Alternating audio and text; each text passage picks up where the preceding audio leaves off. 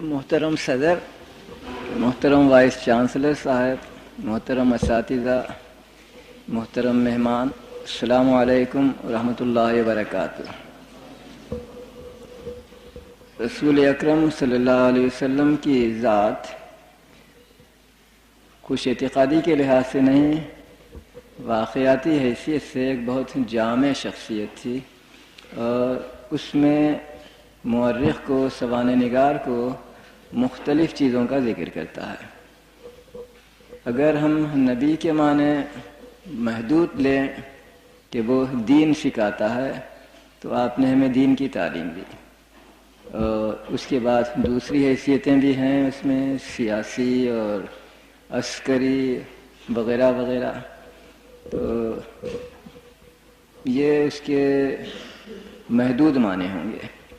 اگر اس کے وسیع معنی لیں تو وہ تمام کام جو آپ نے انجام دیے وہ سب بھی گویا نبوت کے اجزاء ہوں گے، نبوت کی شاخیں ہوں گی۔ بہرحال جو بھی معنی لیں، سہولت یہ ہے کہ آپ کے انجام دادہ کارناموں کا میں علیحدہ ذکر کروں، کیونکہ ایک نشست میں ساری چیزوں پر روشنی ڈالنی ناممکن ہوگی، اور ظاہر ہے کہ پہلی چیز دین ہی ہوگی، کیونکہ آپ کے کارناموں میں سب سے ممتاز، سب سے اہم، اور جس کے لیے آپ ساری عمر کوشش کرتے رہے، کم از کم نبوت سے لے کر وفات تک، وہ دینی مسائل ہیں۔ دین کے سلسلے میں اتفاق سے، خوش قسمتی سے ہمیں ایک سہولت یہ حاصل ہے کہ خود ایک حدیث میں اس کا خلاصہ بیان کیا گیا ہے۔ ایک حدیث جو صحاح ستہ کی ساری ہی کتابوں میں ہے، بخاری، مسلم وغیرہ میں بھی، اور جس کے متعلق ایک روایت میں یہ بھی صراحت آئی ہے کہ وہ حضور کی زندگی کے آخری سالوں کا واقعہ ہے، بلکہ شاید آخری سال کا واقعہ ہے۔ وہ حدیث یہ ہے کہ ایک دن ایک اجنبی مسجد نبوی میں داخل ہوتا ہے جسے کوئی نہیں پہچانتا تھا۔ اس کا جسم، اس کے جسم پر نہایت براق سفید کپڑے تھے، اور اس کے سر کے بال نہایت ہی سیاہ تھے۔ غرض کچھ اس طرح کی تشریح کے بعد یہ لکھا ہے کہ وہ رسول اللہ کے سامنے پہنچا اور آپ کے سامنے گھٹنوں سے گھٹنے ملا کر بیٹھ گیا اور پوچھا کہ اے محمد صلی اللہ علیہ وسلم، ایمان کیا چیز ہے؟ حضور نے اس کی تشریح فرمائی۔ اس جواب کے اختتام پر یہ اجنبی سائل کہتا ہے، ہاں بہت ٹھیک کہا، تم نے بہت ٹھیک کہا۔ اور راوی کہتے ہیں ہم سب لوگ صحابہ حیرت زدہ تھے، یہ کیا بات ہے کہ وہ پوچھتا بھی ہے اور اس کی توثیق بھی کرتا ہے۔ پھر اس کے بعد اس نے دوسرا سوال کیا جو یہ تھا کہ اسلام کیا چیز ہے؟ اسلام اپنے محدود معنی میں یہاں لیا گیا ہے، اس کی حضور نے تشریح فرمائی۔ اس کے اختتام پر بھی یہی جواب ملا کہ ہاں تم ٹھیک کہتے ہو۔ پھر پوچھا کہ احسان کیا چیز ہے؟ اس احسان کی بھی حضور نے تشریح فرمائی، اور اس کے متعلق بھی وہی رد عمل ہوا کہ ہاں تم ٹھیک کہتے ہو۔ اس کے بعد اس نے ایک آخری سوال کیا کہ قیامت کب آئے گی؟ تو حضور کے الفاظ یہ تھے کہ اس بارے میں سائل سے زیادہ مجھ کو کوئی علم نہیں ہے، یعنی نہ میں جانتا ہوں نہ تم جانتے ہو، صرف خدا ہی جانتا ہے۔ تو اس کے بعد وہ شخص اٹھا اور باہر نکل پڑا۔ حضور نے کسی صحابی سے کہا کہ دیکھو یہ ہے کون؟ وہ اس کے پیچھے گئے اور چند ہی لمحوں میں واپس آ کر کہنے لگے وہ تو لاپتہ ہو گیا ہے، معلوم نہیں اسے زمین اگل گئی یا آسمان کھا گیا، اس کا قطعاً کوئی پتہ نہیں چلتا۔ اس کے بعد جو واقعہ پیش آیا وہ دو روایتوں میں دو مختلف طرح سے بیان ہوا ہے۔ ایک روایت میں یہ ہے کہ حضور نے فوراً ہی کہا، اور دوسری روایت میں ہے کہ چند دن کے بعد کہا کہ یہ شخص جبریل تھا، جبرائیل علیہ السلام، فرشتہ جو تمہیں تمہارا دین سکھانے کے لیے آیا تھا۔ اور جس روایت میں یہ ہے کہ کئی دن کے بعد یہ ہوا، تو اس میں اس جملے کا مزید اضافہ ہے، آج تک میں جبریل کو پہچاننے میں اتنی تکلیف نہیں مجھ سے یعنی نہ پہچان سکوں ایسا کبھی پیش نہیں آیا سوائے آج کے. گویا اگر جبریل امتحان کے لیے آئیں تو یہ قطعاً ضروری نہیں کہ رسول بھی ان کو پہچان سکیں، بلکہ نہ پہچاننا ہی لازمی ہوتا ہے. بہرحال جو بھی ہو، اس حدیث میں ہم کو 3 چیزوں کی تفصیل دی گئی ہے. ایمان کیا چیز ہے، اسلام کیا چیز ہے، احسان کیا چیز ہے. اور اسی کو میں نے دوسرے الفاظ میں دوسری اصطلاحوں میں بیان کیا ہے کہ عقائد اور عبادات اور تصوف. مضمون طویل ہے اور یہ کہنا مشکل ہے کہ اس کے متعلق میں کافی معلومات آپ کو مہیا کر سکوں. اور ویسے بہت زیادہ دلچسپ بھی نہیں ہوگا اس معنی میں کہ ہر شخص جانتا ہے کہ ایمان سے کیا مراد ہے، اللہ کو ایک ماننا اور رسول کو ماننا. اسی طرح عبادات سے بھی ہم میں سے ہر شخص واقف ہے کہ نماز، روزہ، حج، زکوٰۃ 4 چیزیں ہم پر فرض ہیں. اور کچھ تصوف سے بھی کچھ ویگ سا نوشن ہر شخص کو حاصل ہے کہ اس میں کچھ تسبیح پڑھنا، درود پڑھنا، اس طرح کی چیزیں ہوتی ہیں. لیکن اگر ہم غور کریں تو ان سوالوں کا جواب بہت دلچسپ بن جاتا ہے اگر ہم اس کا مقابلہ کریں اور مذہبوں کی چیزوں سے. مثلاً عقائد کی چیزیں، ایمان کا مسئلہ، اس کا رسول اکرم نے جواب یہ دیا تھا کہ خدا پر ایمان لائیں اور فرشتوں کے وجود پر ایمان رکھیں اور اللہ کی بھیجی ہوئی کتابوں پر ایمان رکھیں اور اللہ کے بھیجے ہوئے پیغمبروں پر ایمان رکھیں. آخرت پر یعنی مرنے کے بعد دوبارہ زندہ ہونے، حساب کتاب کی عقیدے پر اپنا ایمان رکھیں. اور آخری چیز، نیکی اور برائی ہر چیز کے خدا کے طرف سے ہونے پر ایمان رکھیں. اگر ہم صرف اسی پر اکتفا کریں تو شاید زیادہ ہمیں دلچسپی نہیں ہوگی ہم مسلمانوں کو، کیونکہ ہم اس سے واقف ہیں. لیکن اگر ہم اس کا مقابلہ کریں دوسرے مذہبوں کے عقائد سے تو اسلام کی فوقیت نظر آتی ہے اور اس میں ایسے نکتے نظر آتے ہیں جس پر واقعی آدمی سر دھننے لگتا ہے. آغاز اس کا ہے اللہ پر ایمان لانے سے. یہ چیز دنیا کے بہت سے مذہبوں میں پائی جاتی ہے کہ اللہ پر ایمان لائیں. بعض دین اللہ کے ایک ہونے کے قائل ہیں، صراحت سے بیان بھی کرتے ہیں، مثلا یہودیوں کا دین. حتیٰ کہ عیسائی بھی، جن کے متعلق مسلمانوں کے عوام الناس کا یہ تصور ہوتا ہے کہ وہ تثلیث پر ایمان رکھنے کے باعث ایک طرح سے ایک نہیں 3 خداؤں کو مانتے ہیں. اسی طرح پارسیوں کا مذہب ہے، وہاں بھی خدا کے ایک ہونے پر ایمان رکھا گیا ہے. ہندوؤں کے ہاں بھی بعض قسمیں ایسے ہیں جہاں توحید ربانی ان کے ایمان کا جز ہے. یہ چیزیں بہت ہیں جو ہم کو ہر جگہ ملیں گی.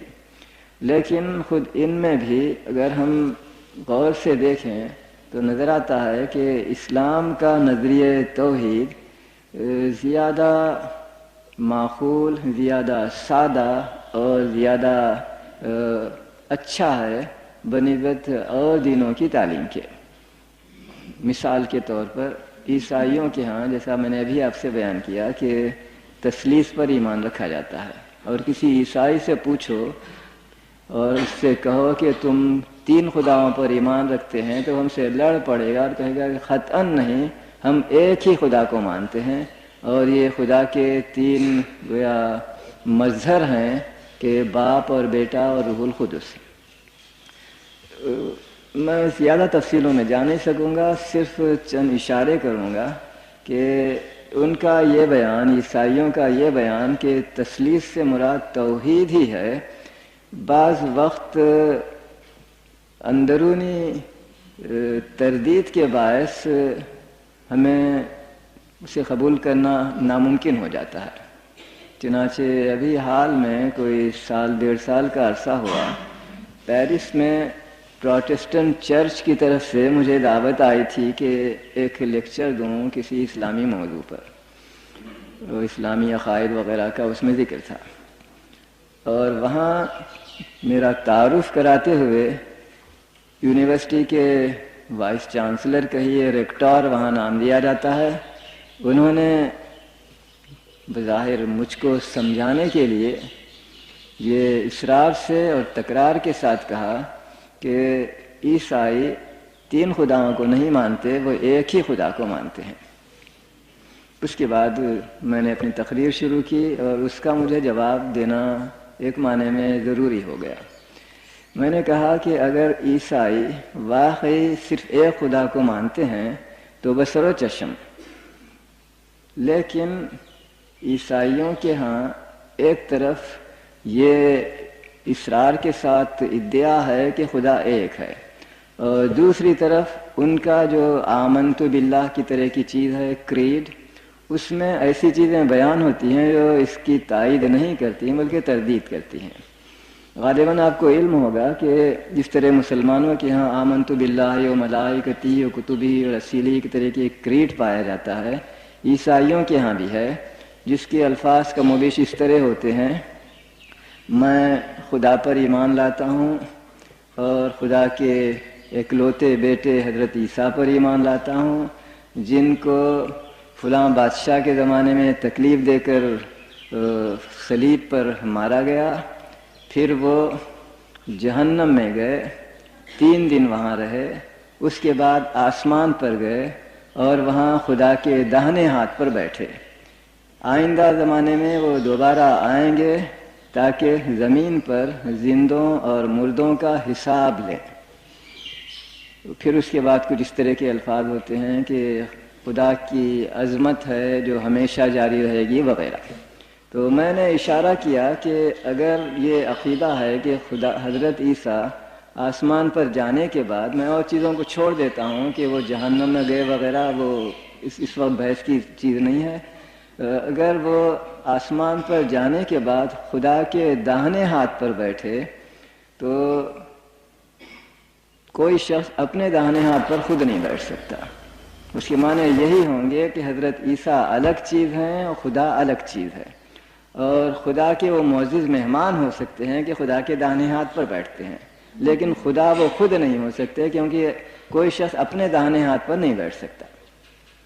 تو اس طرح آپ دیکھتے ہیں کہ عیسائیوں کے ہاں توحید کا تصور ہونے کے باوجود اس کا فارمولیشن وہ بعض وقت اس طرح کرتے ہیں جو قابل قبول نہیں رہتا، اپنے آپ کی تردید کر لیتا ہے۔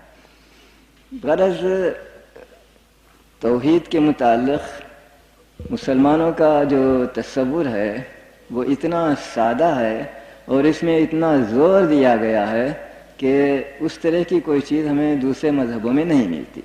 ابھی میں نے پارسیوں کے مذہب کا ذکر کیا، زرتشت بھی خدا کے ایک ہونے کا قائل ہے، لیکن ساتھ ہی ساتھ وہاں سنویت یعنی 2 خداؤں کا تصور پیدا ہو گیا، شاید نیک نیتی سے۔ وہ یہ ہے، زرتشت کہتا ہے کہ برائی کو خدا کی طرح منسوب نہیں کیا جا سکتا، نہ صرف یہ کہ خدا خود برا کام نہیں کرتا بلکہ یہ بھی کہ برائی کا پیدا کرنے والا بھی خدا نہیں ہو سکتا۔ یہ خدا کی ذات کے منافی ہے کہ خدا جیسی پاک ہستی اور ذات برائی کو پیدا کرے، لہذا وہ کہتا ہے کہ ایک برائی کا خالق ہے اور ایک بھلائی کا خالق ہے، 2 الگ خالق ہیں۔ نیت بہت ٹھیک ہے، خدا کی عظمت کا احترام کرنے کے لیے وہ کہتا ہے کہ خدا برائی پیدا نہیں کرتا، لیکن سوال یہ ہے کہ دنیا میں چونکہ اکثر اوقات برائی کو غلبہ حاصل ہوتا ہے اور بھلائی کو شکست ہوتی ہے، کم از کم بہت سی صورتوں میں، اگر اکثر صورتوں میں نہ بھی ہو تو بہت سی صورتوں میں ایسا ہوتا ہے، تو کہ کیا معنی ہوئے؟ جو بھلائی کا خدا ہے وہ مغلوب ہو جاتا ہے اور جو برائی کا خدا ہے وہ غالب آ جاتا ہے۔ اب سوال یہ پیدا ہوتا ہے کہ جو ذات مغلوب ہو کیا ہم اسے خدا تسلیم کریں؟ تو یہ دشواریاں جو علمی نقطہ نظر سے اس طرح کے تصورات میں پیدا ہوتی ہیں وہ اسلامی تعلیم توحید میں بالکل نہیں ہے۔ بلکہ وہاں ایک ایسا زور دیا گیا کوئی خدا نہیں ہے سوائے خدا کے. تو ایک طرف نفی ہے کامل اور دوسری طرف استثناء کے ذریعے سے محدود بھی کر دیا کہ صرف یہی خدا ہو سکتا ہے.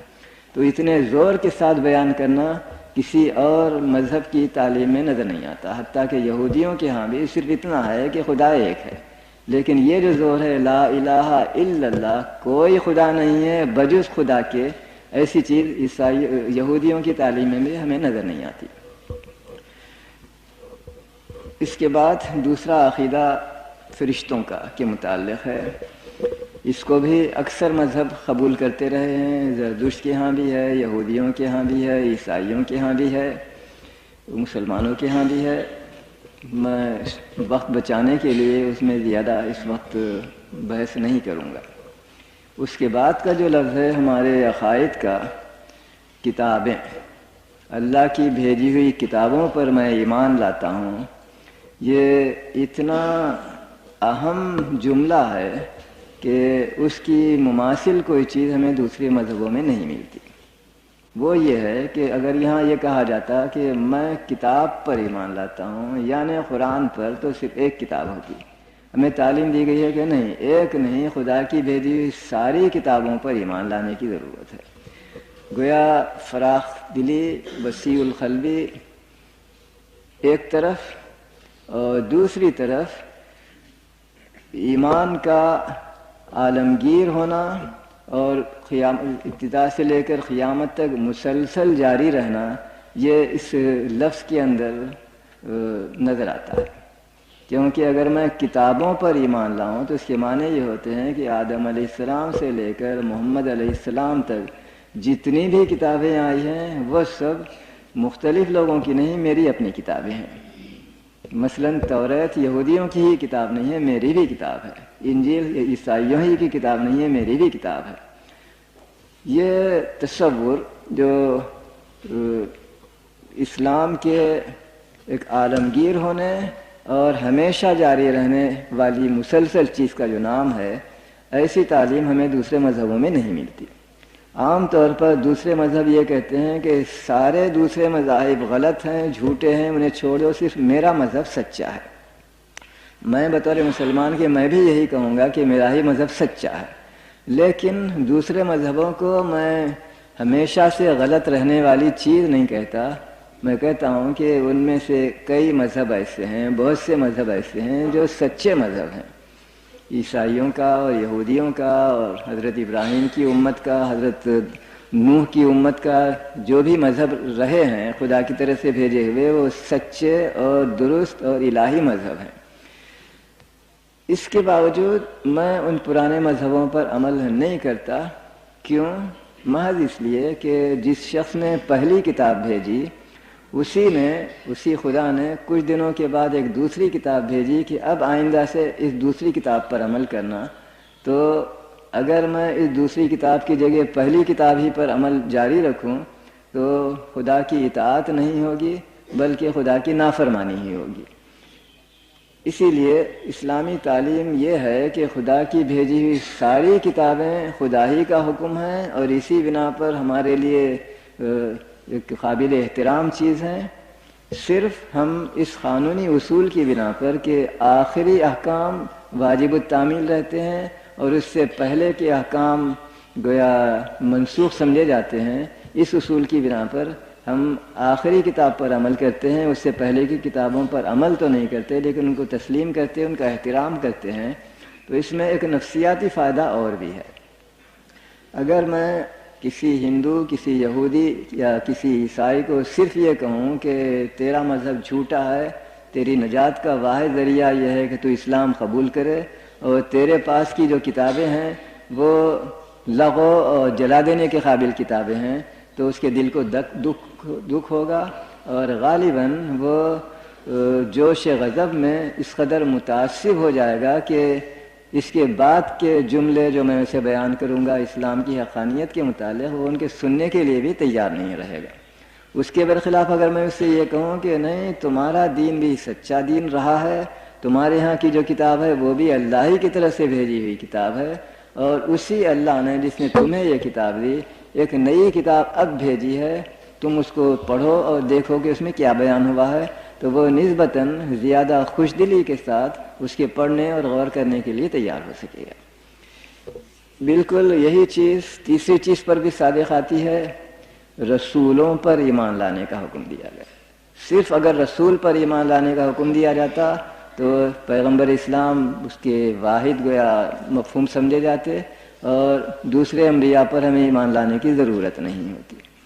وہاں بھی وہی فراغ دلی، وسیع القلبی اور تحمل، ٹالرنس نظر آتا ہے کہ سارے انبیاء پر ایمان لانا ایک مسلمان کا واجبی فریضہ ہے۔ غالباً ہمارے نوجوان طلباء میں سے بعض کو پہلی مرتبہ یہ بات سننے کا موقع ملے گا۔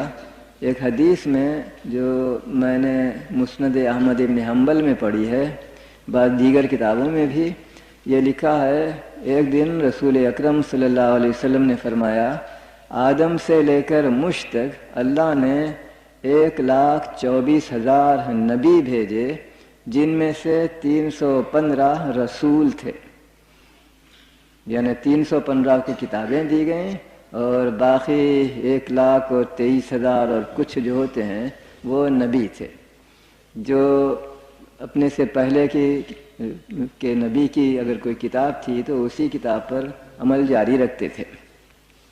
تو 1,24,000 نبی اگر تھے تو اصولاً ان کو ساری دنیا کا ہونا چاہیے اور مختلف زبانوں کا ہونا چاہیے کہ ایک ہی زمانے میں 1,24,000 کی کوئی ضرورت نہیں رہتی، ایک واحد نبی کافی ہوتا ہے۔ مختلف زبانوں میں، مختلف ملکوں میں، اور یہ بھی ممکن ہے کہ ایک ہی زمانے میں 2 مختلف ملکوں میں 2 نبی ہوں، زائد نبی ہوں۔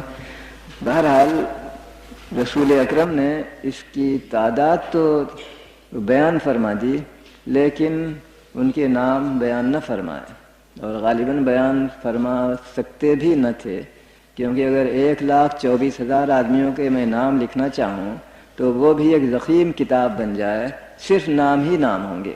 اگر اس میں مزید تفصیل ہوں، ان کی حالات بیان ہوں، ان کی تعلیم بیان ہو، ان کی سوانح عمری ہو، تو پھر آپ اندازہ کر سکتے ہیں کہ 1,24,000 جلدوں کی کتاب لکھنی پڑے گی، جس کا استعمال، جس سے استفادہ عملاً ناممکن ہو جائے گا۔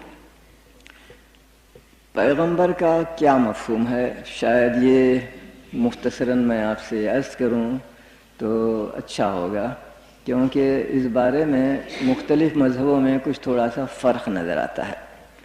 بعض مذہبوں میں تصور یہ ہے کہ خدا انسان کے قالب میں جنم لیتا ہے اور یہ شخص، یہ مثلا نبی جس کے اندر خدا حلول کیا ہوتا ہے، وہ وہی کرتا ہے جو خدا چاہے، وہی کہتا ہے جو خدا چاہے، یعنی خدا ہی بولتا، خدا ہی کرتا اور خدا ہی انجام دیتا ہے وہ کام جو بظاہر یہ انسان کرتا ہے۔ تو نبی کا ایک تصور یہ رہا ہے کہ خدا کسی انسان کے اندر جنم لے، حلول کر جائے۔ دوسرا تصور یہ ہے کہ خدا اپنا پیام بھیجتا ہے کسی اپنے انتخاب کردہ آدمی کے پاس، اور یہ پیام اس تک مختلف طریقوں سے پہنچ سکتا ہے۔ کبھی تو خدا کی آواز براہ راست اس نبی کے کان تک پہنچتی ہے، جیسا کہ حضرت موسیٰ علیہ السلام کے متعلق ہے کہ خدا نے ان سے بات کی، اور کبھی یہ ہوتا ہے کہ وہ پیام ایک فرشتہ لاتا اور انسان تک پہنچاتا ہے۔ فرشتہ کا جو لفظ ہے یہ فرستادن، فارسی کا جو بھیجنا ہے، فرشتہ کے معنی بھیجا ہوا۔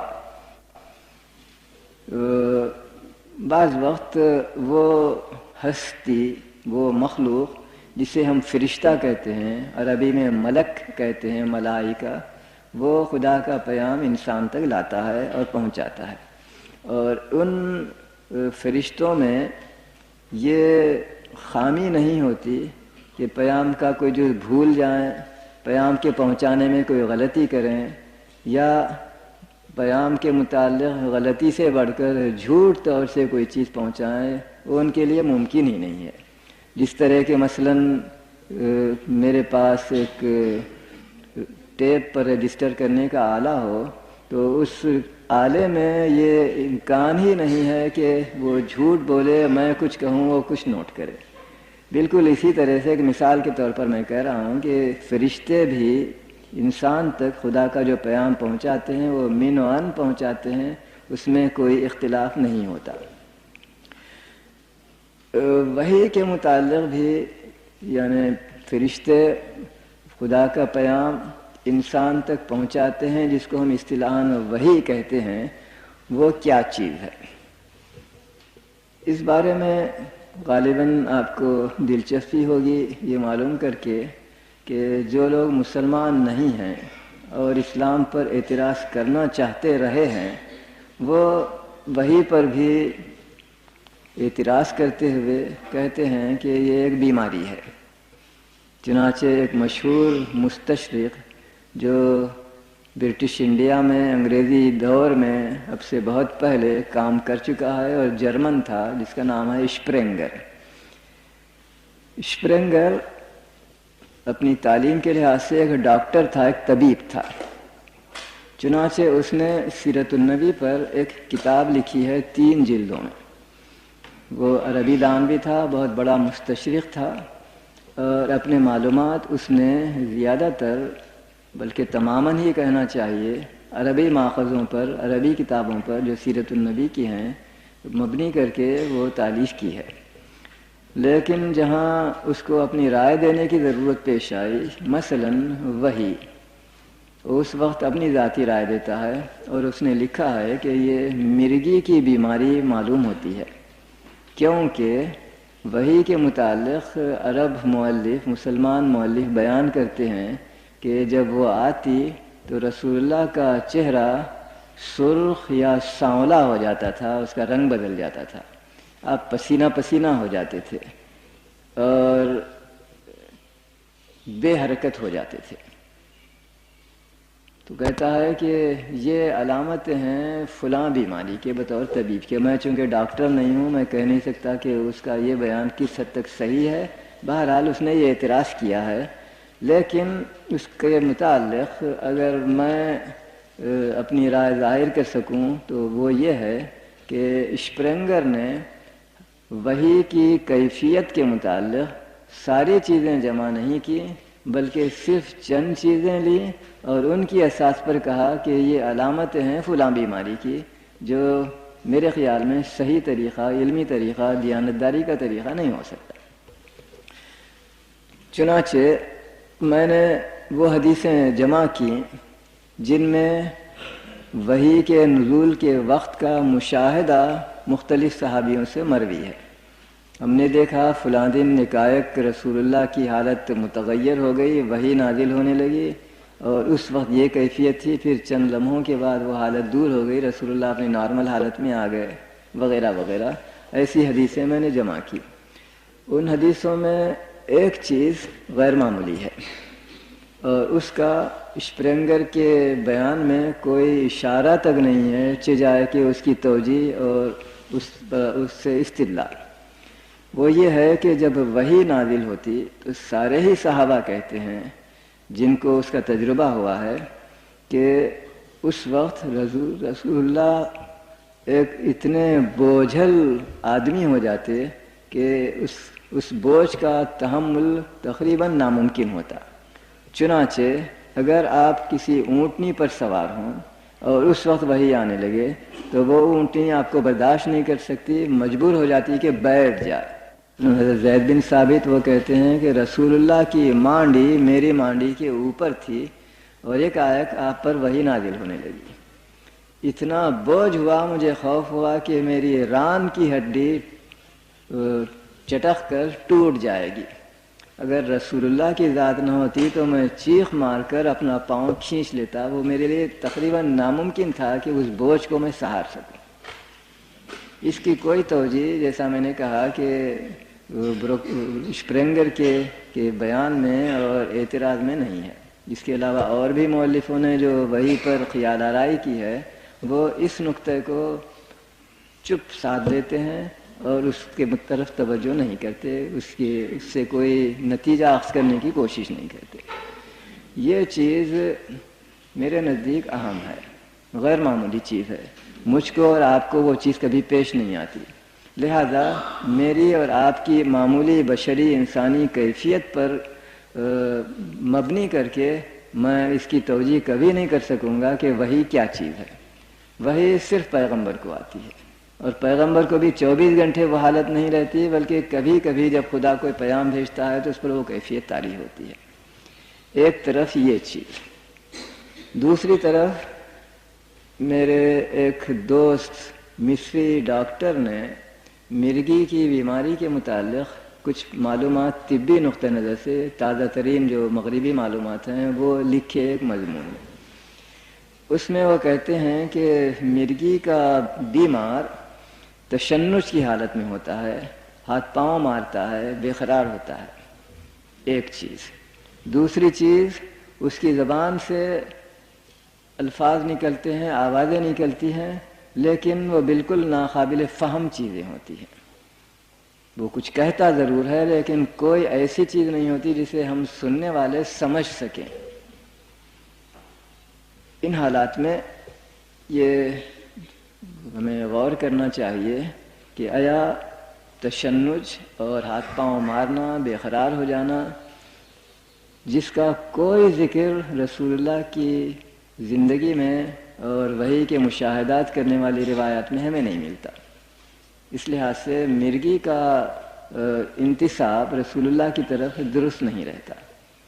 اس کے برعکس ہمیں یہ نظر آتا ہے کہ رسول اللہ ہمیشہ وحی کے نزول کے وقت بالکل ساکت و صامت ہو جاتے تھے، بے حرکت ہو جاتے تھے۔ یہ نہیں کہ ہاتھ پاؤں مارتے ہوں، تشنج کی کیفیت پیدا ہو، یہ کبھی نہیں ہوئی، کبھی بھی نہیں ہوئی، ایک دفعہ بھی نہیں ہوئی۔ دوسری چیز ہمیں یہ بھی نظر آتی ہے کہ وحی کے دوران میں بھی، شروع میں اور وحی کے ختم ہو جانے کے بعد بھی رسول اللہ کی زبان سے جو آوازیں نکلتی وہ قابل فہم عبارتیں ہوتی، یعنی قرآن کی آیتیں جن کو سن کر ہر شخص سمجھ سکتا تھا۔ یہ نہیں کہ جانوروں کی طرح کچھ چیخیں مارتا ہو جیسا کہ بیمار بعض وقت کرتا ہے جو کچھ بھی سمجھ میں نہیں آتا، ایسا کبھی نہیں ہوا۔ میں نے ابھی آپ سے عرض کیا کہ بعض وقت وحی کے دوران میں رسول اللہ یہ کام کرتے تھے، انہیں کچھ آواز سے وحی سناتے، اور بعض وقت وحی کے ختم ہونے کے بعد۔ اس کی وجہ یہ ہے کہ قرآن مجید میں ایک آیت ہے، لا تحرک به لسانک لتعجل به، یعنی ابتداءً رسول اللہ جیسے جیسے وحی نازل ہوتی، جیسے جیسے فرشتہ آپ کو کچھ الفاظ پہنچاتا، سناتا رہتا، فی الفور آپ اس کو بآواز بلند دہراتے تھے۔ فوری تبلیغ منشا تھی آپ کی، نیک نیتی سے۔ تو خدا نے کہا ایسا نہ کرو، پہلے سکون کے ساتھ پوری وحی کو سن لو، وہ تمہارے ذہن سے غائب نہیں ہوگی، ہم اسے محفوظ رکھیں گے تمہارے لیے، پھر وحی کا نزول ختم ہونے کے بعد تم اسے پہنچانا دوسرے لوگوں تک۔ تو اس کے بعد سے رسول اللہ نے اپنی اس صورتحال کو بدل دیا اور وحی کے اختتام تک سکوت کرتے رہے۔ تو ان تفصیلات کی روشنی میں ہمیں نظر آتا ہے کہ مرگی کی بیماری، تشنج وغیرہ اور بے معنی آوازوں کا آپ کی زبان سے نکلنا، اس کا وہاں کوئی وجود نہیں ہے۔ اس کے علاوہ ایک طویل فہرست ایسی حدیثوں اور روایتوں کی ہے جس میں لکھا ہے کہ ایک دن رسول اللہ منبر پر کھڑے ہوئے خطبہ دے رہے تھے، ایک آپ کی حالت غیر ہو گئی، یعنی وحی نازل ہونے لگی، آپ کی زبان سے الفاظ کا نکلنا بند ہو گیا، لیکن آپ ایسے ہی چپ کھڑے رہے۔ چند لمحوں کے بعد وہ حالت دور ہو گئی، تو پھر آپ نے خطبہ دوبارہ شروع کیا اور فرمایا کہ مجھ پر ابھی یہ وحی نازل ہوئی ہے، اور اس کی تبلیغ فرما دی۔ ایک دوسری روایت یہ کہے گی کہ ایک دن رسول اللہ کھانا کھا رہے تھے، آپ کے ہاتھ میں ایک گوشت کا ٹکڑا یا ہڈی تھی، ایک آپ پر وحی نازل ہونی شروع ہوئی، اور چند لمحوں کے بعد وہ حالت ختم ہو گئی، اور بدستور وہ ہڈی آپ کے ہاتھ میں تھی، گری نہیں تھی، یعنی آپ کا کنٹرول اپنی ذات پر برقرار رہا۔ ہاتھ میں جو ہڈی تھی وہ ہاتھ کی گرفت کو کم ہونے کے بعد گری تک نہیں۔ اسی طرح اور حدیثیں ہم کو ملتی ہیں جن میں یہ نظر آتا ہے کہ وحی کے نزول کے وقت رسول اپنے آپ پر کنٹرول رکھنے سے کنٹرول رکھنے کی حالت سے گویا دور نہیں ہو جاتا تھا، اسے اپنے آپ پر ویسا ہی کنٹرول رہتا جیسا کہ عام حالت میں، سوائے اس فرق کے کہ اس وقت آپ بے حرکت ہو جاتے اور اس وقت آپ کے جسم پر پسینہ نکلنے لگتا، حتیٰ کہ انتہائی شدید سردی کے زمانے میں بھی پسینے کے قطرے ایک قطار کی طرح آپ کے پیشانی سے گرنے لگتے تھے۔ اس کے سوا اور کوئی فرق نظر نہیں آتا، یا یہ کہ آپ کے چہرے کا رنگ غالباً خون کی گردش کی وجہ سے کہیے زیادہ سرخ ہو جاتا یا زیادہ سانولا ہو جاتا چند لمحوں کے لیے۔ اس کے علاوہ اور کوئی چیز ہمیں نظر نہیں آتی۔ ایک اور چیز مغربی مورخوں کی تالیف میں ملتی ہے، وہ کہتے ہیں کہ جب وحی نازل ہوتی تو رسول اللہ لیٹ جاتے اور آپ کے چہرے کو ڈھانک دیا جاتا جیسا کہ پرانے کاہنوں کی عادت تھی۔ اس کی میں نے تلاش کی اور مجھے نظر آیا کہ آپ کے چہرے کو ڈھانک دینا اور آپ کا لیٹ جانا صرف ایک وقت پیش آیا، ورنہ عام طور پر ایسی کوئی صورت کبھی نہیں ہوئی۔ مثلاً اونٹلی پر ہیں، مثلاً ممبر پر کھڑے ہوئے خطبہ دے رہے ہیں تو وہاں لیٹنے اور چہرے پر جسم پر آپ کی کسی کپڑے سے اس کو ڈھانک دینا، ایسی کوئی صورتیں کبھی پیدا نہیں ہیں۔ وہ ایک واقعہ یہ ہے، ایک دن حضرت عائشہ کے عفق کے سلسلے میں آپ پر جو جھوٹے بہتان لگائے گئے تھے اس کے سلسلے میں اس کا ذکر آتا ہے کہ آپ حضرت عائشہ سے ملنے کے لیے ان کے والدین حضرت ابو بکر ان کی بیوی کے مکان میں گئے، کیونکہ بیوی اس زمانے میں اپنے والدین کے گھر میں تھی۔ وہاں حضرت نے حضرت عائشہ سے کچھ گفتگو کی، کچھ سوال کیے، پھر ایک حضرت پر وحی کا نزول شروع ہوا۔ معلوم نہیں کس بنا پر، راوی لکھتا ہے کہ رسول اللہ لیٹ گئے اور آپ کے جس چہرے پر ہم لوگوں نے، حضرت ابو بکر اور ان کی بیوی نے، ایک چھوٹا سا کپڑے کا ٹکڑا ڈال دیا ادب کے ساتھ کہ اگر رسول اللہ کی حالت کچھ متغیر رہے تو ہم اس کو دیکھ کر مثلاً ہنسے نہیں، اس کی بے ادبی کے ساتھ اس پر نظر نہ ڈالیں۔ صرف اس ایک روایت کے علاوہ، اس ایک وقت کے واقعے کے علاوہ کبھی یہ نظر نہیں آتا کہ وحی کے نزول کے وقت رسول اللہ لیٹ جاتے ہوں اور رسول اللہ کے چہرے کو لوگ ڈھانک دیتے ہوں۔ اس لیے یہ کہنا کہ کاہنوں کی طرح کی چیز ہے وہ بھی واقعات کی روشنی میں باقی نہیں رہتی۔ ایک اور واقعے کا ذکر کیا جا سکتا ہے جس میں لیٹنے کا ذکر نہیں ہے لیکن چہرے کو ڈھانکنے کا ایک طرح کا ذکر آتا ہے۔ وہ یہ ہے کہ ایک صحابی کہتے ہیں مجھے اسلام لانے سے پہلے ذکر ملا تھا، معلوم ہوا تھا کہ پیغمبر اسلام پر وحی آتی ہے، پھر خدا نے مجھے توفیق دی، میں مسلمان ہوا تو میری تمنا تھی کہ جس وقت وحی نازل ہو رہی ہو ایسی حالت میں رسول اللہ کو دیکھوں۔ چنانچہ یہ حجۃ الوداع کا زمانہ تھا، وہ کہتے ہیں کہ میں حضور کی مجلس میں محفل میں حاضر تھا اور میری اس تمنا سے کئی اور لوگ واقف تھے کہ وحی کے نزول کے وقت میں آپ کو دیکھوں۔ ظاہر ہے ہماری اختیاری چیز نہیں تھی، اللہ جب چاہے وحی بھیجے، میں جس وقت چاہوں اس وقت اللہ بھیجے، یہ ضروری نہیں تھا، لیکن خدا کا کرنا یہ ہوا کہ میرے اس وہاں پر موجود ہونے کے وقت ایک رسول اللہ پر وحی نازل ہونے لگی۔ حضرت عمر میرے پاس آئے، کہنے لگے تم رسول اللہ کو وحی کی حالت میں دیکھنا چاہتے تھے، اگر خواہش برقرار ہے تو آؤ میں تمہیں دکھاتا ہوں۔ تو یہ راوی کہتے ہیں کہ اس وقت رسول اللہ کے سامنے ایک پردہ تھا، اس کے پیچھے رسول اللہ بیٹھے ہوئے تھے اور اس طرف ہم لوگ تھے۔ حضرت عمر نے اس پردے کو ذرا سا کھینچ کر مجھے کہا دیکھ لو اندر، تو میں نے دیکھا کہ رسول اللہ کا چہرہ سرخ ہو گیا ہے اور کچھ سانس زور سے لے رہے ہیں۔ اس کے بعد پھر اس پردے کو کھینچ لیا گیا اور ہم ادب سے بیٹھے رہے، پھر چند لمحوں کے بعد وحی کی حالت ختم ہو گئی۔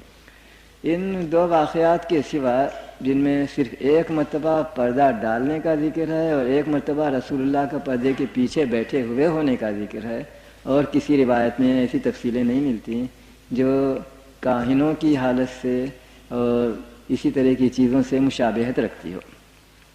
بہرحال وحی کیا چیز ہے اس کی تشریح ہمارے لیے ناممکن ہے، اس لیے کہ وحی ہم میں سے کسی پر نہیں آتی۔ رسول اللہ کی حالت جیسی ہوتی تھی وحی کے وقت، مشاہدے کی بنا پر ہم اسے بیان کر سکتے ہیں۔ کچھ مشاہدے تو وہ ہیں جو میں نے آپ سے بیان کیے۔ ایک صحابی نے جرأت کر کے ایک مرتبہ براہ راست رسول اللہ سے پوچھا، یا رسول اللہ آپ پر وحی نازل ہوتی ہے اس وقت کیا ہوتا ہے؟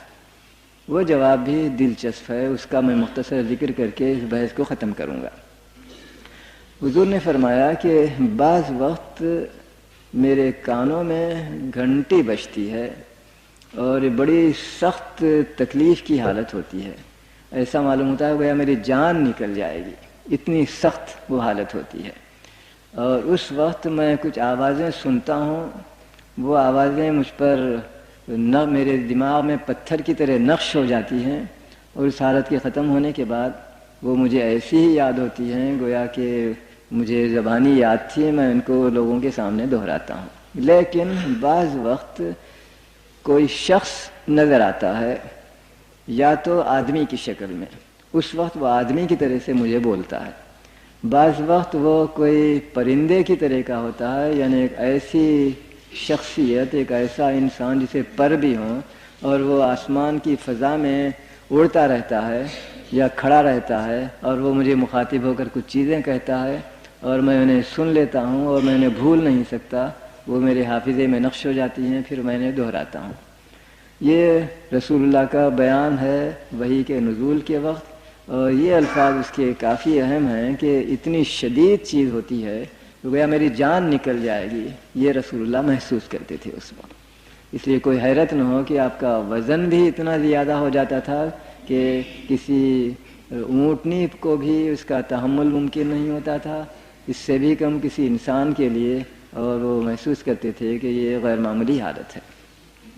یہ ہے وحی کی کیفیت، اور اس سے زیادہ ہم کوئی اور چیز بیان نہیں کر سکتے کہ یہ ایک خصوصی کیفیت ہے جو خدا کے نبی کو ہوتی ہے، اور ہم اس کو عام انسانوں کی کیفیتوں اور ڈاکٹروں کی مرض کی تشخیص سے اس کو حل نہیں کر سکیں گے۔ اس کے بعد اسلامی عقائد میں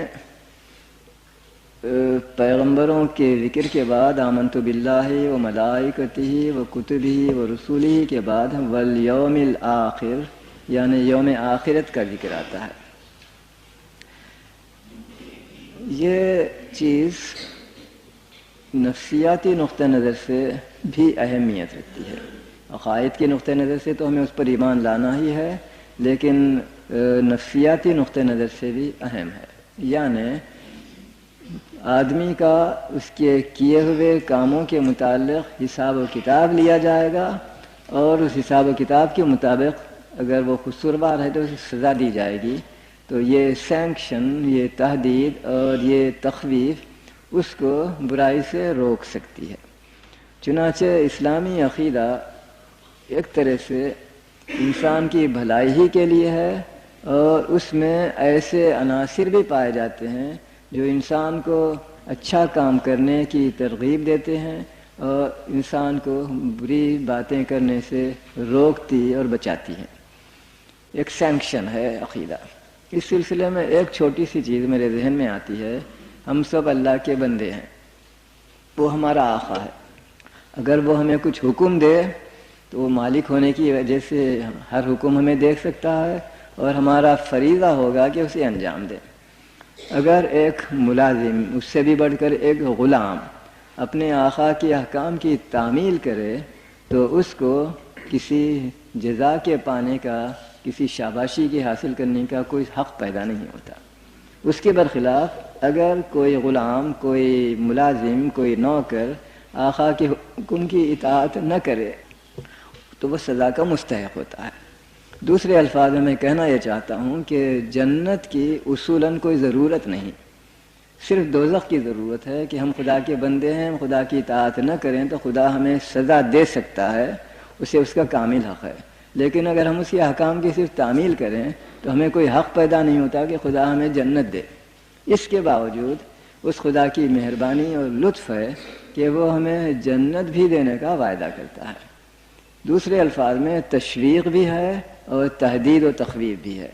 یہ خدا کی مصلحت تھی، منطقی نقطہ نظر سے تشویق کی اور انعام کی کوئی ضرورت نہیں پائی جاتی، تہدید کی اور سزا دہی کی بے شک ضرورت تھی، وہ کیا گیا ہے۔ جنت اور دوزخ کے متعلق چند الفاظ میں آپ سے عرض کروں گا۔ ہندوؤں کا تصور، بدھ مت والوں کا تصور اس بارے میں کچھ اور ہی ہے، اور وہ دلچسپ ضرور ہے، ظاہر ہے کہ اسے مسلمان قبول نہیں کر سکتے۔ وہ کہتے ہیں کہ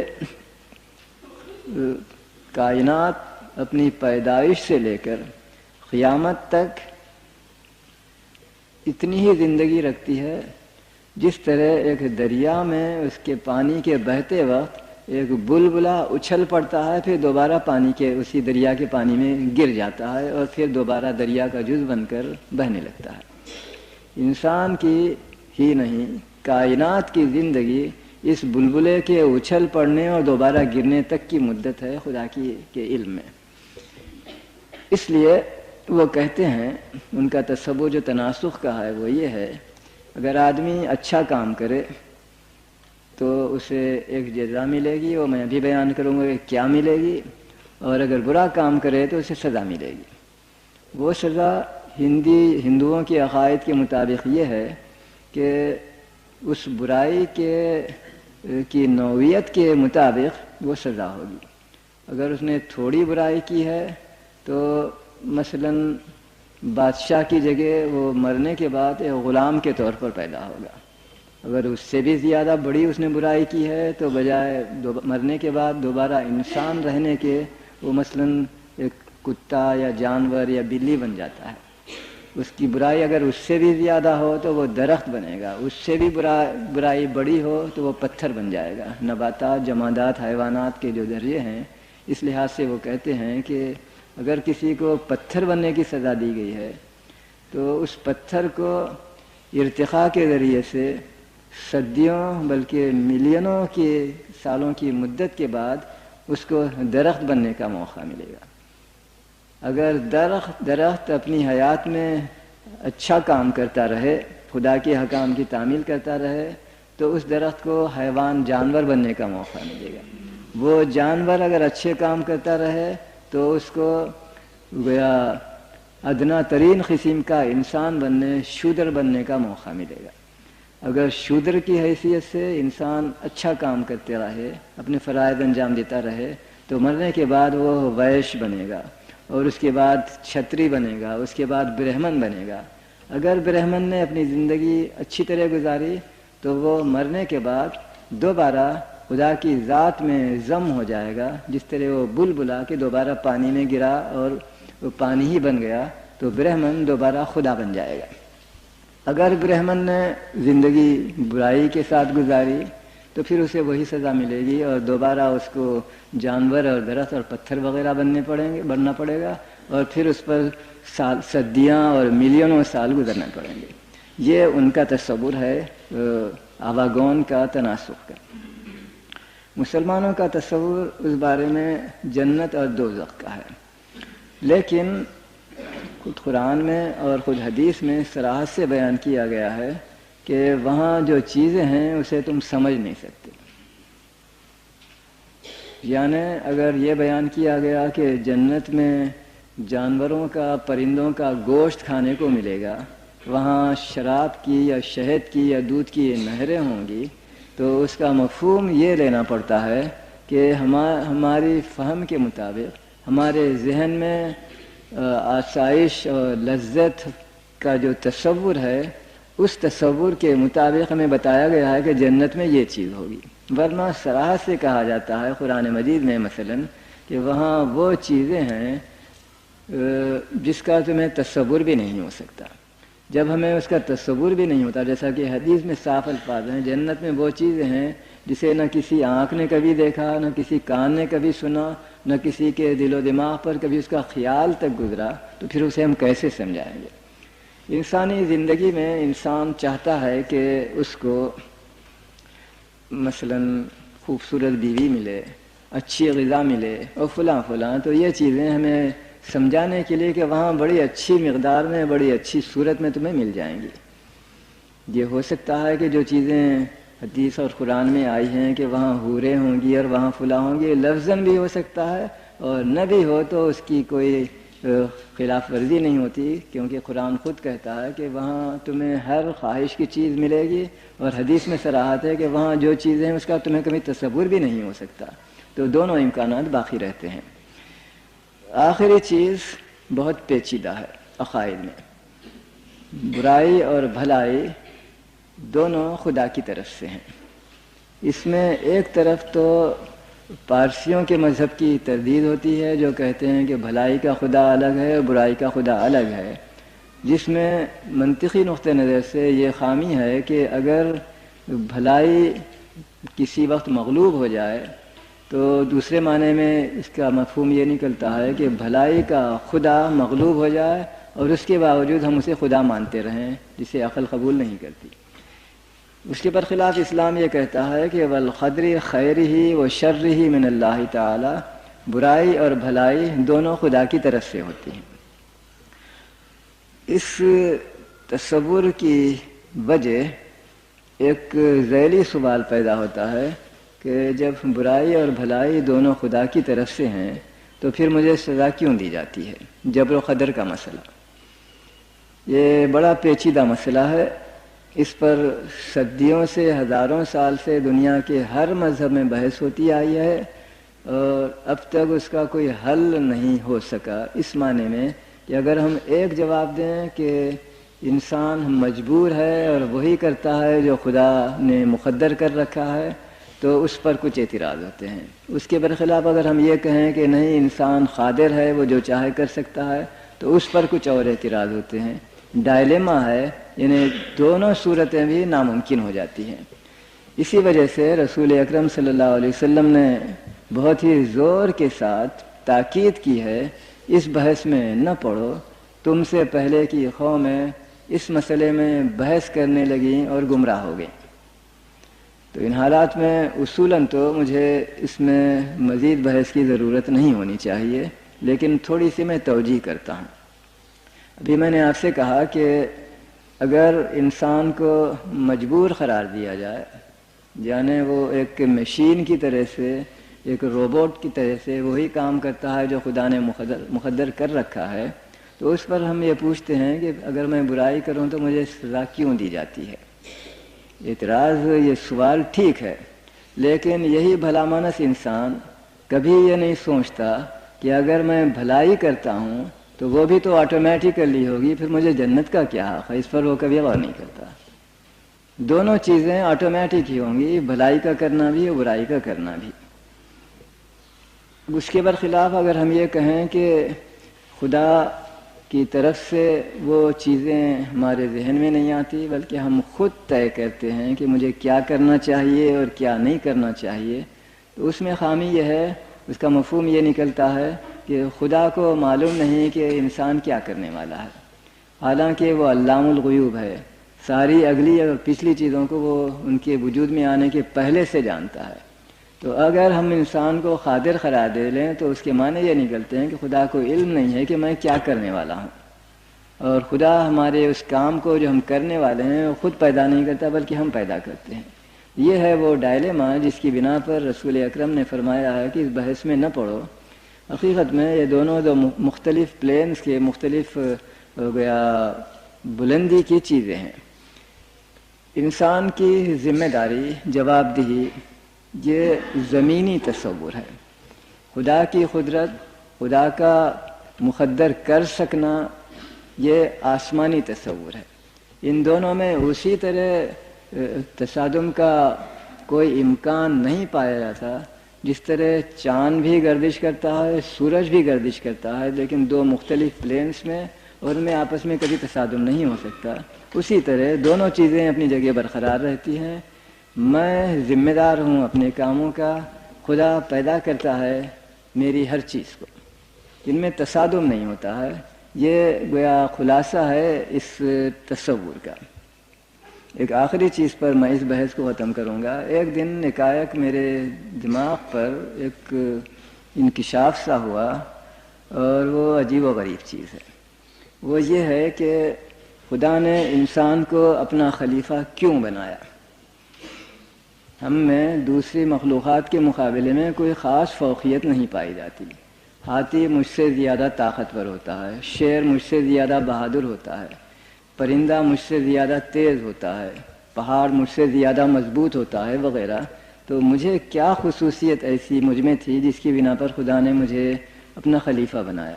اور کیا یہ استبداد کے طور پر آربیٹرریلی ہوا ہے یا انتخاب ہوا ہے؟ تو میری توجہ قرآن مجید کی اس آیت کی طرف مبذول ہے جس میں ہے انا عرضنا الامانۃ علی السماوات والارض والجبال فابین ان یحملنها واشفقن منها وحملها الانسان انه کان ظلوما جہولا.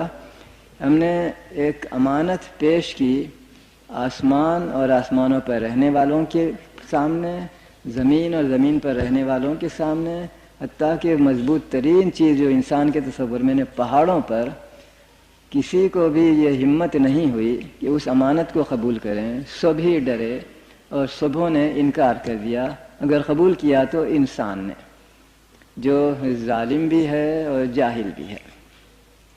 میرے ذہن میں اس کے معنی یہ آئے، جب ایک عہدہ پیش کیا گیا خلافت اللہ کا، تو ہر مخلوق نے چاہا ہوگا کہ وہ مجھے دے دو. جب کئی امیدوار تھے تو ظاہر ہے کہ صرف ایک کو دیا جا سکتا تھا، سب کو نہیں. تو پوچھا ہوگا ان لوگوں نے کہ کس شرط پر. تو میرا خیال ہے اللہ میاں نے فرمایا تقدیر تو میں کروں گا، ذمہ دار تم رہو گے. کیسے یا رب، تو تقدیر کرے اور میں ذمہ دار ہوں؟ نہیں، مجھے منظور نہیں. سب لوگ ڈرے، کسی نے قبول نہیں کیا. اور انسان نے جو ایک جاہل اور ایک ظالم مخلوق ہے، اس نے کہا یا رب میں قبول کرتا ہوں. تو اس کا یہ بھولا پن اللہ میاں کو اتنا پسند آیا، کہا اچھا میں تجھے خلیفہ بناتا ہوں. لیکن میں سوچتا ہوں کہ انسان اتنا جاہل نہیں تھا جتنا ہمیں نظر آئے گا کہ تقدیر تو کوئی اور کرے، ذمہ دار میں قرار دیا جاؤں. انسان نے غالباً یہ سوچا کہ خدا ظالم تو ہو نہیں سکتا، وہ مجھے اس چیز کی سزا نہیں دے گا جو میں نے نہیں کیا ہے. اس لیے کہا کہ قبول کر لو، عہدہ مل جائے، پھر انشاءاللہ دیکھا جائے گا وہ غفور الرحیم ہے. یہ میرا تصور ہے تقدیر و تدبیر کے متعلق کہ جب میں نے ہی قبول کیا کہ تقدیر خدا کرے، ذمہ دار میں رہوں، تو پھر مجھے اب مکرنے کا کوئی حق نہیں. چاہے وہ کتنا ہی غیر منطقی نظر آئے، مجھے اب پوچھنے کا حق نہیں پھر مجھے کیوں سزا دی جاتی ہے. یہ ہے مختصر سا خلاصہ عقائد کے متعلق. بدقسمتی سے وقت ہمارے پاس بہت کم ہے. کچھ اب عبادات کا میں ذکر کروں گا جتنا ہو سکے مختصر طور سے. جب حضرت جبریل نے حضرت سے پوچھا کہ اسلام کیا چیز ہے، تو اسلام اپنے محدود معنی میں اطاعت کرنے، اپنے آپ کو دوسرے کے سپرد کر دینے کے معنی ہیں. تو اس کے معنی حضرت نے یہ بتایا کہ نماز پڑھنا، روزہ رکھنا، حج کو جانا اور زکوٰۃ دینا.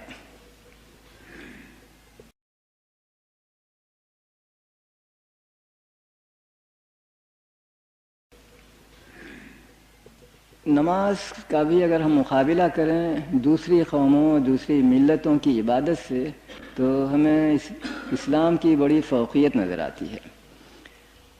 یہودیوں کی عبادت کا طریقہ یہ ہے، گھنٹے 2 گھنٹے تک مسلسل تلاوت کرتا ہے، اور سارے لوگ مرد اور عورتیں ادب کے ساتھ کھڑے ہوئے سنتے ہیں. پھر وہ تلاوت ختم ہو جاتی ہے اور سب لوگ اپنے گھروں کو چلے جاتے ہیں، اور کوئی چیز نہیں ہوتی. ہمارے ہاں کی طرح سے رکوع سجدہ وغیرہ کچھ نہیں، وہ صرف سنتے ہیں، اس پر ان کی عبادت ختم ہو جاتی ہے. پارسیوں کے ہاں غالباً آپ نے سنا ہوگا کہ آتش پرستی ہوتی ہے، آگ کی پوجا. اس کی بڑی دلچسپ لمبی تفصیلیں ہیں، میں اس میں جاتا نہیں، صرف اشارتاً آپ سے ذکر کرتا ہوں. کچھ اس کی تھوڑی سی توجیہ ابھی تھوڑی دیر بات کروں گا. ہندوؤں کے ہاں گائے کی پرستش ہوتی ہے. عیسائیوں کے ہاں ایک طرح سے ہم کہہ سکتے ہیں کہ صلیب کی پرستش ہوتی ہے. یہ کیا چیزیں ہیں؟ بظاہر یہودی اور پارسی اور عیسائی بھی ہمارے ہی طرح کے انسان ہیں، عقل مند بھی ہیں ان میں لوگ اور بہت عقل والے بھی ہیں۔ اس کے باوجود یہ کیا بات ہے کہ وہ ایسی جاہلانہ حرکت کرتے ہیں کہ آگ کی پوجا کریں وہ ہماری مخلوق ہے، لکڑی کی اور چوب کی پوجا کریں جو ہماری مخلوق ہے، گائے کی پوجا کریں جو ہم سے بھی زیادہ حقیر ایک مخلوق ہے۔ ایک دن سوچتے ہوئے میرے ذہن میں یہ بات آئی کہ غالباً یہ رمز ہیں، سمبل ہیں ایک اور مفہوم کے۔ مثلاً جس زمانے میں پارسی مذہب وجود میں آیا اس وقت انسان نے آگ کو اپنے قابو میں لا لیا تھا۔ آگ کا پیدا کرنا، آگ کو بجھانا، آگ سے فائدہ اٹھانا، آگ کی مضرتوں سے بچنا، یہ سب اس نے سیکھ لیا تھا۔ اس وقت اس نے سوچا کہ خدا کی قدرت کے مظاہر اور مشاہدات میں سب سے زیادہ طاقتور چیز آگ ہے، کوئی اس سے مقابلہ نہیں کرتا، جو بھی اس کے قریب جاتا ہے وہ جل کر جھلس کر ختم ہو جاتا ہے۔ لہذا اس نے اپنے اطراف کی چیزوں میں سے اس چیز کا انتخاب کیا جو اس کی راہ میں خدا کی قدرت کا سب سے بڑا مظہر ہو، آگ۔ اس بات سے آپ سب متفق ہوں گے کہ کسی کی تعریف کرنے کے دو طریقے ہوتے ہیں۔ کبھی تو میں براہ راست کہتا ہوں کسی مثلاً پینٹر کو تم بڑے ماہر مصور ہو، یقیناً وہ خوش ہوگا۔ لیکن ایک اور طریقہ بھی ہے، میں یہ اس سے نہیں کہتا کہ تم ماہر مصور ہو، اس کی طرف متوجہ بھی نہیں ہوتا، اس کی تصویر کی طرف دیکھ کر کہتا ہوں واہ کیا خوب تفسیر ہے، کیا تصویر بنائی ہے۔ تو اس مصور کو اس تعریف پر بھی اتنی ہی خوشی ہوگی جتنی اس تعریف پر کہ تم بڑے ماہر مصور ہو۔ یعنی کبھی براہ راست تعریف ہو سکتی ہے، کبھی بالواسطہ بھی۔ تو ان پارسیوں کے مذہب کے ماہروں نے یا بانیوں نے کہا کہ ہم خدا قادر کی تعریف کرنا چاہتے ہیں، اس کی پیدا کردہ سب سے زیادہ اچھی چیز کا جو اس کی قدرت کا مظاہرہ کرتی ہو، لہذا وہ آگ کی پرستش کرنے لگے۔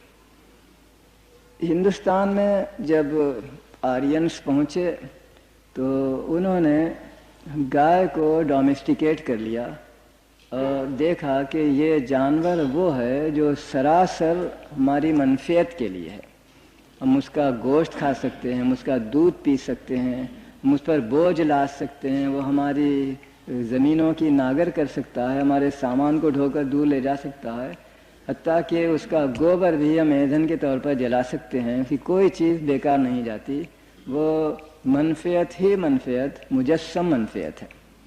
انہوں نے اس کا انتخاب کیا رمز کے طور پر خدا کی نعمتوں۔ خدا ایک منعم ہے، نعمت کرنے والی ذات ہے، لہذا خدا منعم کی کا شکر ادا کرنے کے لیے ہم اس کی سب سے اچھی نعمت کی ہم تعریف کرتے ہیں اور اس کا ادب کرتے ہیں، اور بالواسطہ ہم خدا کا ادب کرنا چاہتے ہیں، خدا کی تعریف کرنا چاہتے ہیں۔ ایک دوسرا مفہوم جو یہودیوں کے ہاں ہے کہ وہ اپنی عبادت میں صرف توریت کی تلاوت کرتے ہیں۔ یہودی بھی توریت کو خدا کا کلام کہتے ہیں، خدا کے کلام کی تلاوت ان کے نزدیک عبادت ہے۔ اس کے کیا معنی ہے؟ میں معنی یہ سمجھتا ہوں خدا موجود ہے، ہم اسے دیکھتے نہیں۔ اس کے معنی یہ نہیں کہ خدا موجود نہیں ہے، بلکہ یہ ہے کہ میں اندھا ہوں اور میں خدا کو دیکھ نہیں رہا ہوں، لیکن مجھے خدا کی طرف جانے کی خواہش ہے، خدا سے مجھے محبت ہے۔ اگر ایک عاشق کو اپنے معشوق، اپنے محبوب کی طرف جانے کی خواہش ہو اور وہ اندھا ہو، اسے راستہ بھی نہیں معلوم، تو اسے رہنمائی کس طرح کی جائے؟ صرف آواز سے ممکن ہے۔ آگے بڑھو، سیدھے طرف مڑو، بائیں طرف مڑو، آگے بڑھو، رک جاؤ۔ غرض الفاظ کے ذریعے سے، کلام کے ذریعے سے اس اندھے عاشق راہرو مسافر کی ہم رہنمائی کر سکتے ہیں۔ یہی ہے کلام۔ اللہ کی طرف جانے کے لیے سوائے اس کے کہ اللہ ہی ہمیں راستہ بتائے، کون بتا سکے گا؟ تو کلام اللہ کی تلاوت کے معنی یہ ہیں کہ رہبری کے جو طریقے اللہ نے ہمیں بتائے ہیں ان سے واقفیت حاصل کریں، اس پر عمل کریں اور اس کے مطابق اپنے محبوب تک پہنچیں۔ یہ ہے رمز توریت یعنی کلام اللہ کی تلاوت کے اندر۔ عیسائیوں کے ہاں ایک طرف تو وحدت کا تصور بھی ہے، جیسا میں نے آپ سے کہا، ان لوگوں کو اصرار بھی ہے۔ ان کے ہاں کئی چیزوں کے ذکر کی ضرورت ہے۔ ایک طرف تو وہ یہودیوں ہی کی طرح سے انجیل کے اقتباسات اپنی عبادت کے وقت گرجا میں کرتے ہیں، دوسری طرف صلیب کا بھی وہ احترام کرتے ہیں۔ ایک تیسری چیز ہے جسے کمیونین کا نام دیا جاتا ہے، اس کا خاص طور پر میں آپ سے ذکر کروں گا۔ کمیونین پروٹسٹنٹ لوگوں کے ہاں نہیں ہے، زیادہ تر کیتھولک اور آرتھوڈاکس فرقے کے لوگوں میں پایا جاتا ہے۔ اس کے معنی یہ ہیں کہ نماز کی یعنی عبادت کی تکمیل ہونے کے بعد ان کا پادری انہیں روٹی کا ایک ٹکڑا دیتا ہے جسے وہ کھاتے ہیں، اور شراب کے چند گھونٹ دیتا ہے جسے وہ پیتے ہیں، اور تصور یہ ہوتا ہے کہ ہم خدا کی ذات میں مدغم ہو گئے۔ کیوں؟ یہ انجیل کا واقعہ ہے، لکھا ہے کہ حضرت عیسیٰ کو جب رومی پولیس نے گرفتار کیا اور انہیں سزائے موت دی گئی اور ان کو سولی پر چڑھایا جانے والا تھا، تو آخری رات کو عشاء ربانی یعنی آخری رات کا کھانا، اس وقت حضرت عیسیٰ اپنے حواریوں کے اندر تھے اور بہت ہی متاثر حالت میں موجود تھے۔ کھانا کھاتے ہوئے یکایک انہوں نے ایک روٹی اٹھائی اور اپنے ان ساتھیوں کی طرف بڑھایا اور کہا کہ اسے کھاؤ اور یہ میرا وجود ہے۔ پھر ایک گلاس اٹھائی اور بڑھا کر کہا اسے پیو، یہ میرا خون ہے۔ اس انجیل کے بیان کردہ واقعے کو عیسائیوں کے ہاں بڑی اہمیت دی گئی ہے، اور کہتے ہیں کہ اگر ہم روٹی کھائیں تو حضرت مسیح کا جسم بن جاتے ہیں، اور شراب پئیں تو حضرت مسیح کا خون بن جاتے ہیں۔ چونکہ حضرت مسیح خدا ہیں، لہذا روٹی کے کھانے اور شراب کے پینے کے ذریعے سے ہم خدا کے اندر مدغم ہو جاتے ہیں۔ یہ تصور رمز کی حد تک قابل قبول ہے۔ اب ہم دیکھیں گے کہ اسلام میں کیا ہوتا ہے۔ اسلام میں الحمدللہ رب العالمین سورہ فاتحہ پڑھا جاتا ہے، جس میں خدا کی حمد و ثنا ہے، لہذا براہ راست ہم کر لیتے ہیں، ہمیں ضرورت نہیں کہ کسی گائے اور کسی آگ کے ذریعے سے بالواسطہ خدا کی حمد کریں۔ دونوں چیزیں حمد کا ذریعہ بن سکتی ہیں، اور اسلام نے چاہا کہ خدا جو مجرد ذات ہے، جس کی کوئی مادی شخصیت دنیا میں ہماری آنکھوں کے سامنے نہیں رہتی ہے، اس کی تعریف بھی مجرد ہی ہونی چاہیے، کسی مادی چیز کے ذریعے سے نہیں ہونی چاہیے۔ بہرحال مسلمانوں نے انتخاب کیا کہ خدا کی تعریف الفاظ کے ذریعے سے اور خود خدا ہی کے بتائے ہوئے الفاظ کے ذریعے سے کر دیں۔ اس کے بعد حضرت یہودیوں کے ہاں کا جو تصور ہے کہ خدا کے کلام کی تلاوت کریں، جو ہمارا رہنما ہے وہ بھی ہم کرتے ہیں، کلام اللہ ہی کو ہم قرآن مجید میں پڑھتے ہیں۔ عیسائیوں کے ہاں کمیونین کا جو تصور ہے کہ ہم خدا کی ذات میں ضم ہو گئے، وہ مسلمانوں کے ہاں ایک اور صورت سے آتا ہے۔ یہ ہمارے التحیات تشہد میں ہے۔ نماز کے اختتام کے وقت ہم اپنے آپ کو اس بات کے قابل تصور کرتے ہیں کہ ہمیں خدا کے حضور میں باریابی ہو رہی ہے۔ جب کسی چھوٹے کو کسی بڑے کے حضور میں باریابی کا موقع ملتا ہے تو چھوٹا سلام کرتا ہے اور بڑا محبت اور مہربانی سے اسے جواب دیتا ہے۔ یہ ہے ہمارا تحیات۔ التحیات کے معنی ہیں آداب عرض کرنا۔ میں اللہ کی خدمت میں بہت ہی ادب کے ساتھ آداب عرض کرتا ہوں۔ التحیات للہ، یہ چیز ہم نے اپنے معراج کے واقعے سے لی ہے۔ جب رسول اللہ معراج میں اللہ کی بارگاہ میں پہنچے تو آپ نے التحیات للہ کہا۔ اس پر اللہ نے مہربانی سے جواب دیا السلام علیکہ ایھا النبی ورحمۃ اللہ وبرکاتہ، اور رسول اللہ نے اس کو اپنے لیے مناپلی بنانے کی جگہ اپنی امت کا بھی اس وقت اپنی مرحمت سے خیال فرمایا اور فوراً ہی کہا السلام علینا وعلی عباد اللہ الصالحین۔ ہم سب کو بھی آپ نے ان برکات میں جو اللہ کی طرف سے نازل ہو رہی تھیں شامل کر لیا۔ اس کو ہم نے رمز کے طور پر اختیار کیا ہے۔ خدا سے کی ذات میں مدغم ہو جانے کا جسارت آمیز جملہ لینے کی جگہ خدا سے قریب ہونا، خدا سے تقرب حاصل کرنا، خدا کے حضور میں حاضر ہونا، اور اس وقت ہم آداب بجا لاتے ہیں اور خدا اپنی مہربانی سے ہم کو ہمارے آداب کو، ہمارے سلام کو قبول کرتا اور ہم پر اپنی رحمت اور برکتیں نازل کرتا ہے۔ تو ہم دیکھتے ہیں کہ اسلامی عبادت میں ایک طرح سے سارے مذاہب عالم کے طریقہ عبادت کا خلاصہ ہے۔